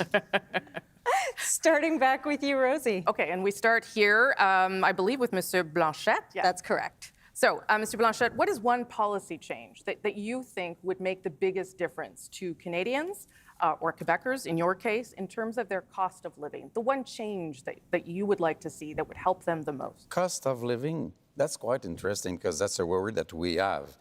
We believe that the most important thing is changing the way we create wealth. We believe that transforming our own resources, natural resources, with our own clean energy in our regions of Quebec will create more wealth. This wealth will come from an environmental, I will get this word, environmental preoccupation as well. And we will do that, and we should be entitled to do that with our part of the money that is being sent again and again in oil and gas. There's one thing I want to add, even if it's not exactly, I don't know if there's time eventually. Not really, but quickly. I will take a few of those seconds. Yes. Will we have some seconds to speak about French-speaking communities and Acadians? Well, not in this debate? section. This is about cost of living, sir. And to you, Mr. Singh. It's nowhere. That's my problem. It's nowhere. One of the things we know, the cost of living has gone up. The cost of medication is going up. The cost of being able to afford the medication that keeps you healthy. Mr. Trudeau, $0 in your fully costed budget means zero commitment to getting it done. You don't have a fully costed $0, but you've shown your evidence. With your costed budget, you've shown Canadians clearly you've got no interest in doing something that you promised to do in your 2 years ago. Mr. Singh. You promised to do it 2 years ago. You committed, you campaigned on it, you included it in your throne speech, and now you've completely abandoned it. How can people trust any promise you make when there's $0 in your plan? Okay, brief response, then Ms. Paul, then I'm coming to you, Mr. O'Toole. Briefly, Mr. $25 billion in our fully costed platform for health for the priorities that Canadians have told us on. Better support for seniors in care, better support for mental health services across the country, particularly for young people, and access to a primary care doctor or team. That is what $25 billion over the next 4 years gives. Mr. O'Toole's money for health is backloaded to 6, 7, 8, 9, 10 years from now. All right, Mr. Trudeau, thank you, Ms. Paul. I'm reminded what the question was. The question was what policy would have the biggest impact on people's cost of living? Ms. Paul. And I think that we have a perfect example of this again here, because the biggest thing that could make a difference in the cost of living for people is a change in the culture in Ottawa. It is so painful for me because I've had the experience of, again, having my grandparents work until they were 75 and living 600 and 800 square feet and wondering how we were going to feed ourselves some nights. I've had that experience, and I know that 1 day of delay is too much. So when I think that we could have being in Parliament now, working to get people the help that they need. What is the policy, Ms. Paul? These are anecdotes. What is the policy was the question. It's not an anecdote. The thing that we need is a change in the culture. I see you, Mr. It's a change in the culture because there are several parties on this platform right now that agree on guaranteed livable income and universal pharmacare and childcare. But it's always soon come. It's always soon come. All right, thank you, Ms. Paul. Mr. O'Toole, you've been waiting. I'm going to get you in. We're doubling the Canadian workers' benefit. That amounts to a $1 per hour raise for working families. These are people working very hard, and I respect whether they get up to work a shift in a restaurant or work to open their small business. We're going to have your back. We're also going to get costs down. We're the only party with a recovery plan that includes all Canadians. And when it comes to cynicism that Mr. Trudeau talked about earlier, all of the commitments continue to be a priority. He's going to get to the calls to action. He's going to have transparency. He's going to make targets.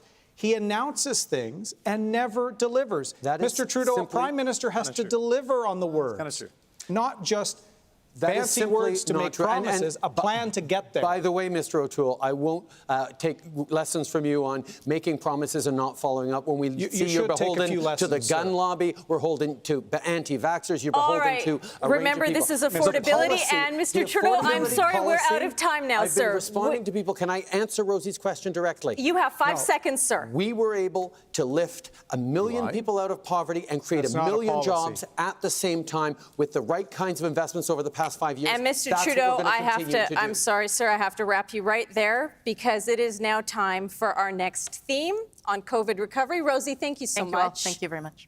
Thanks.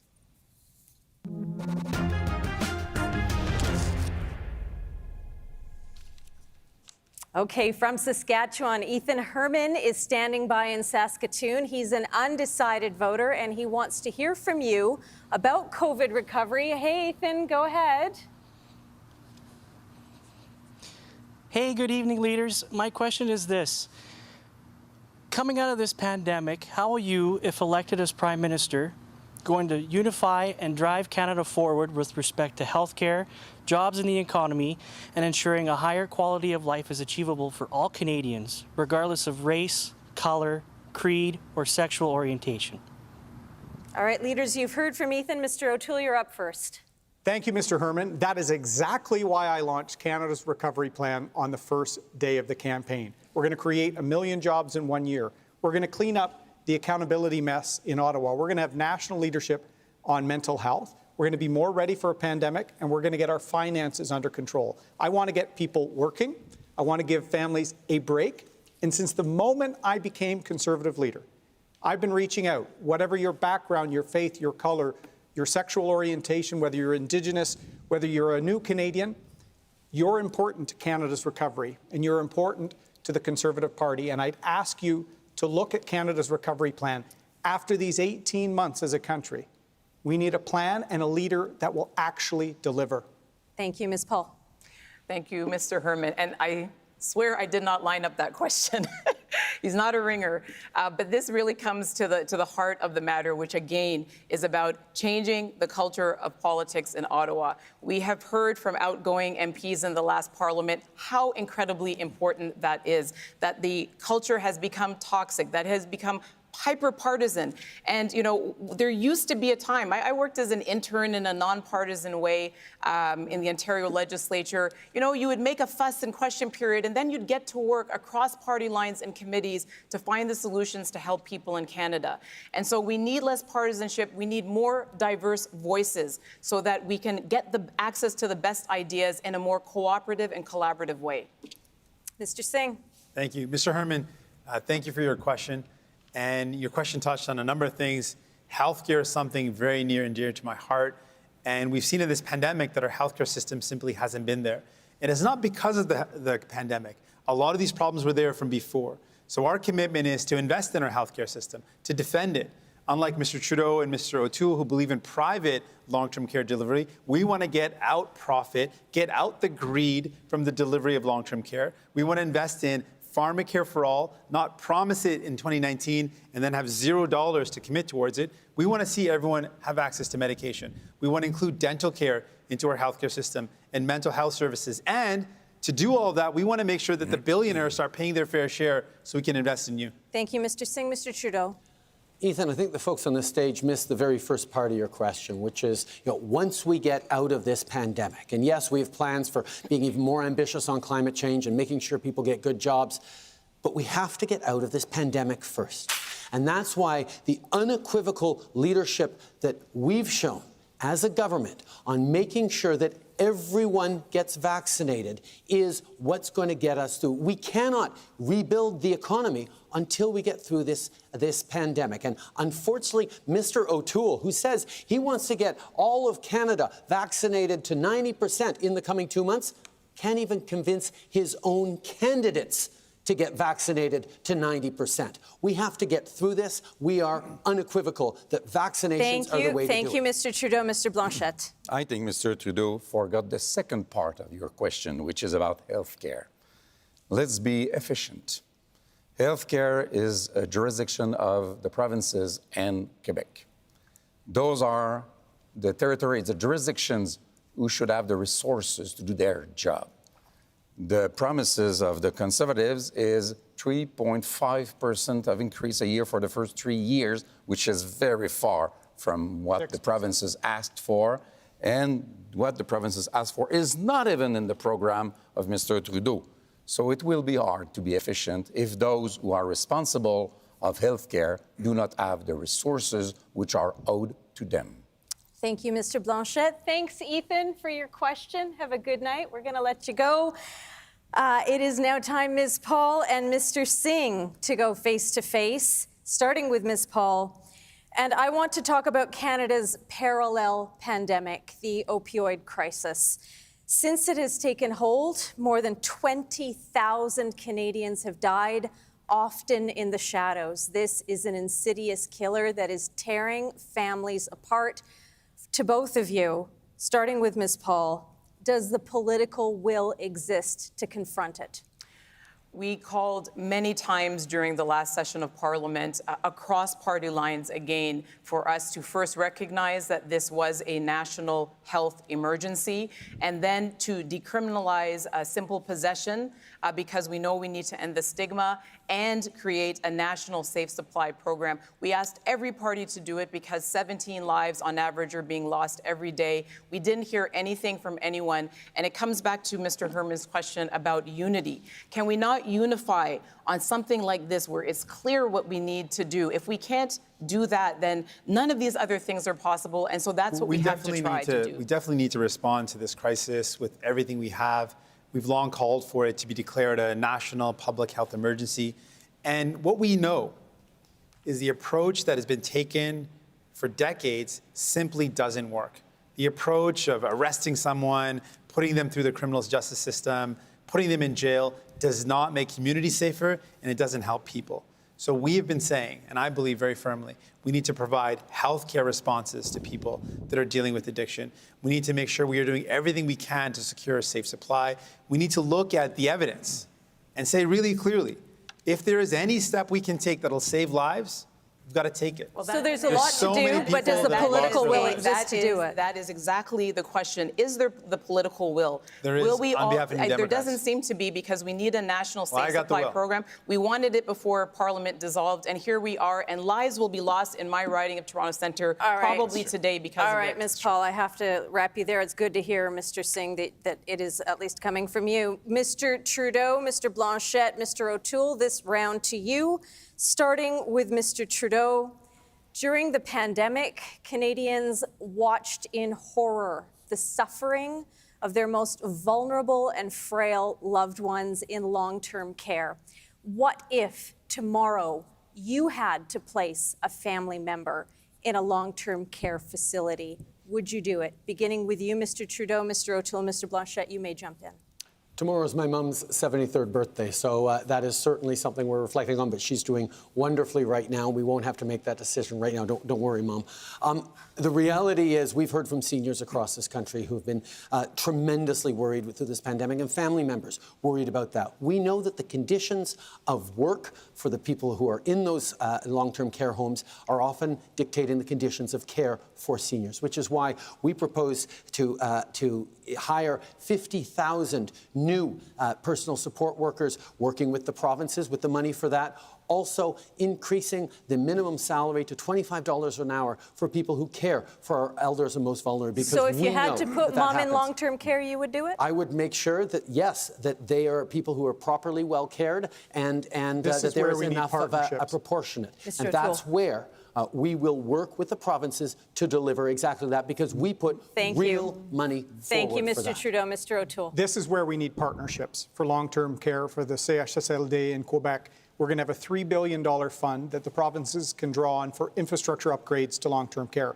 That's in addition to our record, almost $60 billion commitment over 10 years to the public healthcare system. Universal access with no conditions. We need to partner with the provinces, not create fights. And long-term care, learning from the gaps in the first part of this pandemic is something we need. And I have to address... Would you put a loved one in long-term care Absolutely. tomorrow, I have Mr. a O'Toole? grandmother in one, All right. and we've been in touch with her. But I have to touch on what Mr. Trudeau said about the recovery. We have to get through the pandemic first. Why did you not have that approach to the election, Mr. Trudeau? We're in the fourth wave. Everything in the recovery relates to getting out of the pandemic first. Why didn't we work Mr. Blanchette, I'm going to let Mr. Blanchette in. You have had 4 minutes more than I did.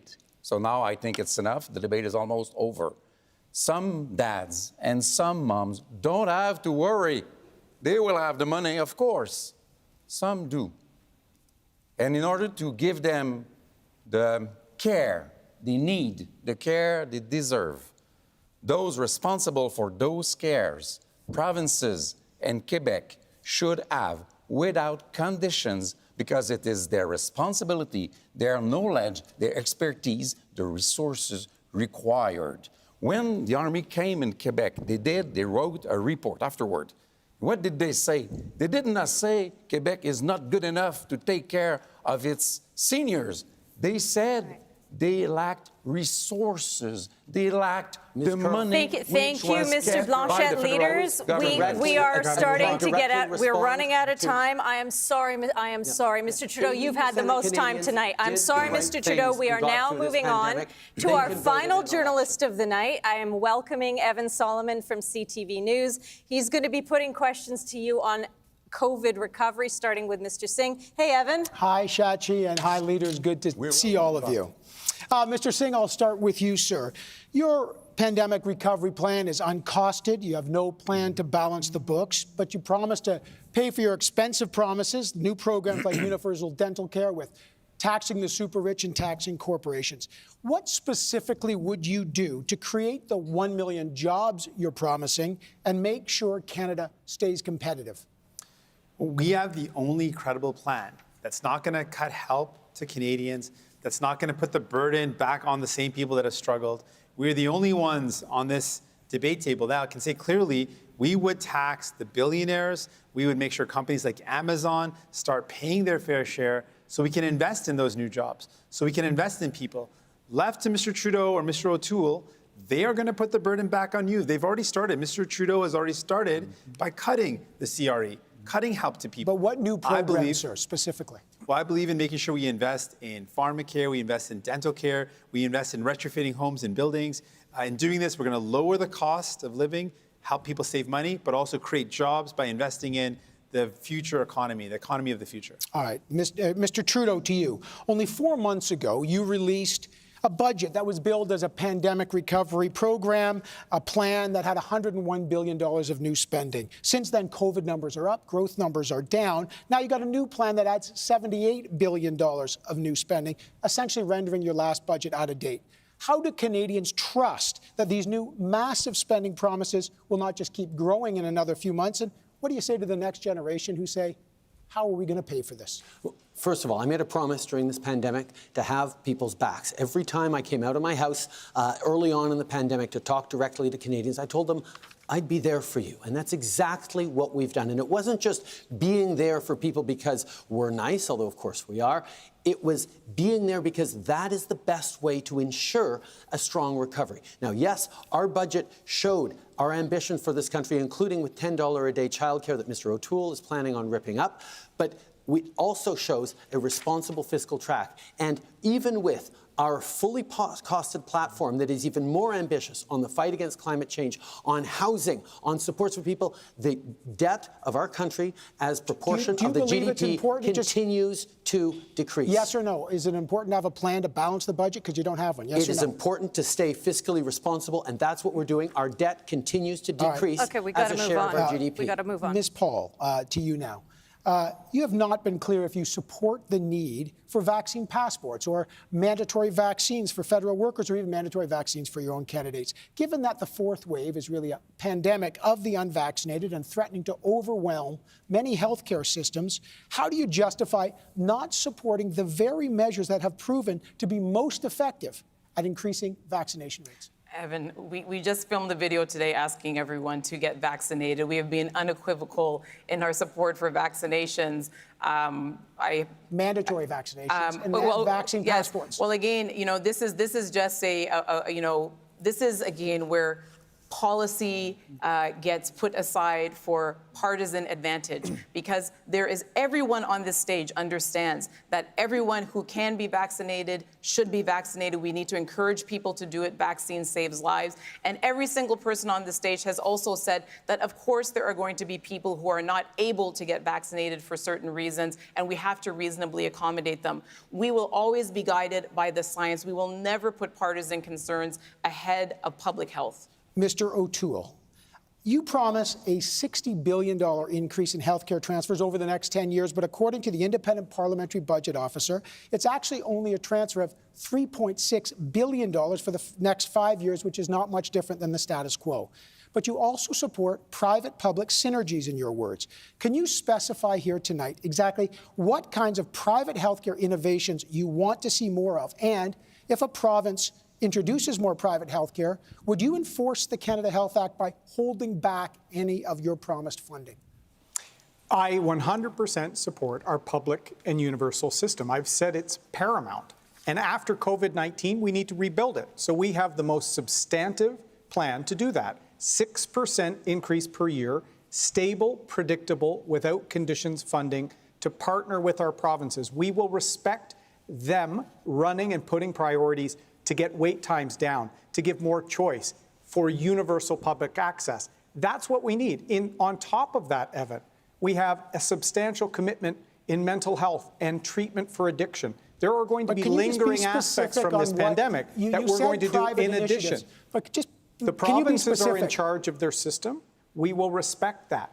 Public and universal elements need to be at the core of our system, and our investments will save it and give relief to front lines like our nurses, physicians. Mr. Trudeau doesn't hire those people. Just for time. All right, we got to wrap you, Mr. O'Toole. Mr. Blanchette, Quebecers relied on the federal government for life-saving vaccines and key programs like the CERB.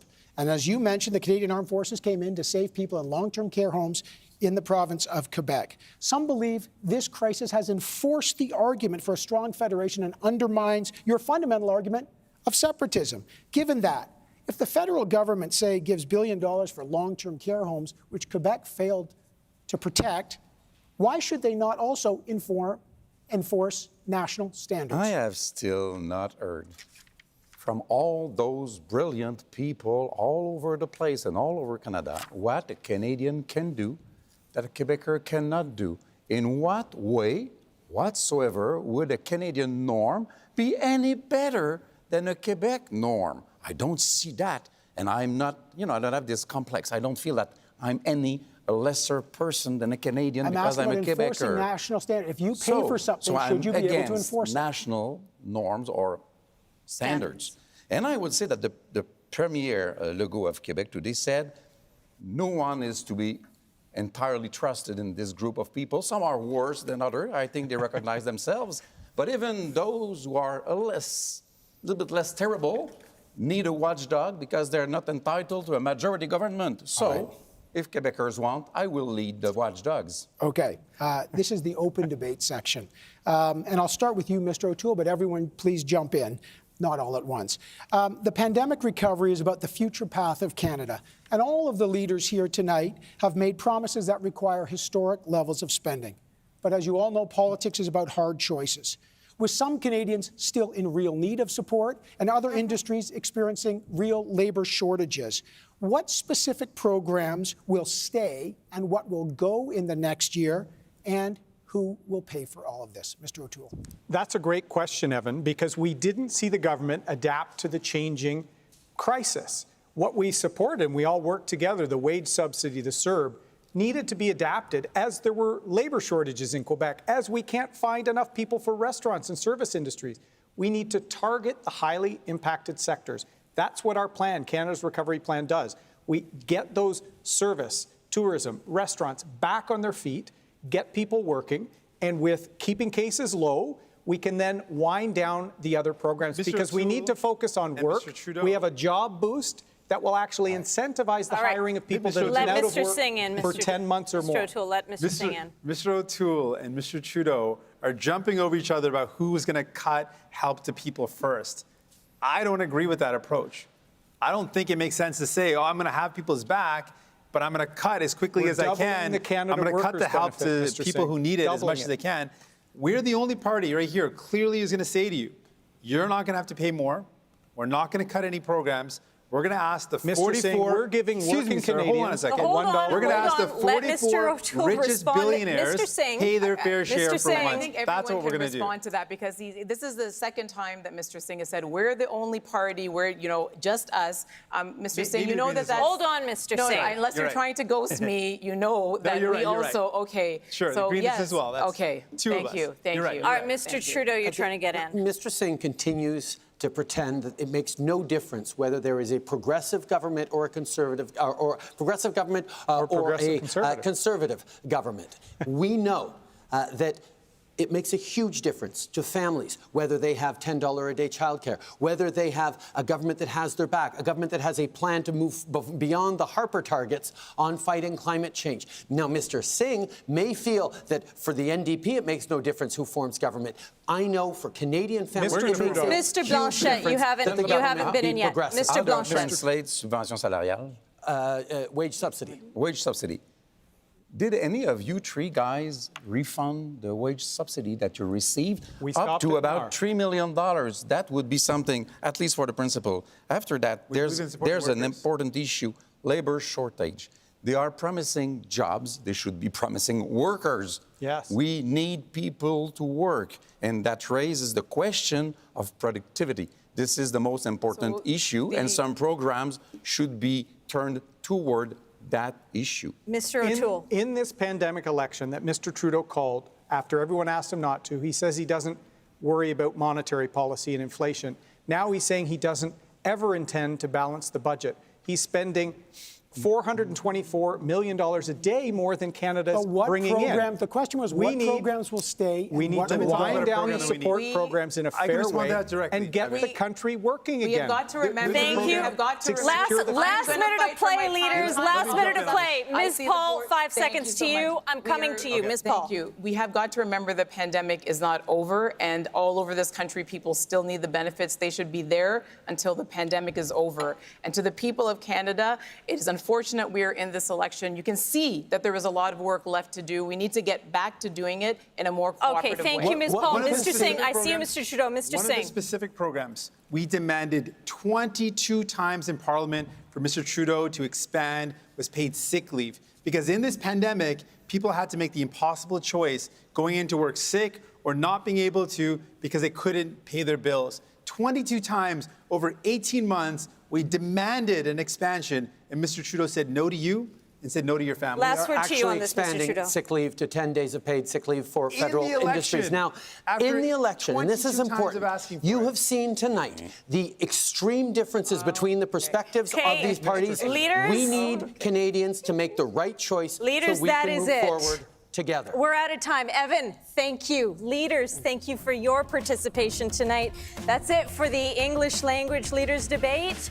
Voting Day is September 20th. Get your ballots. Make sure you're registered. On behalf of the Leaders Debate Consortium, I want to thank the crew, the producers, everyone who made this happen. I'm Shachi Kurl. Good night. Good night, everyone. Good night.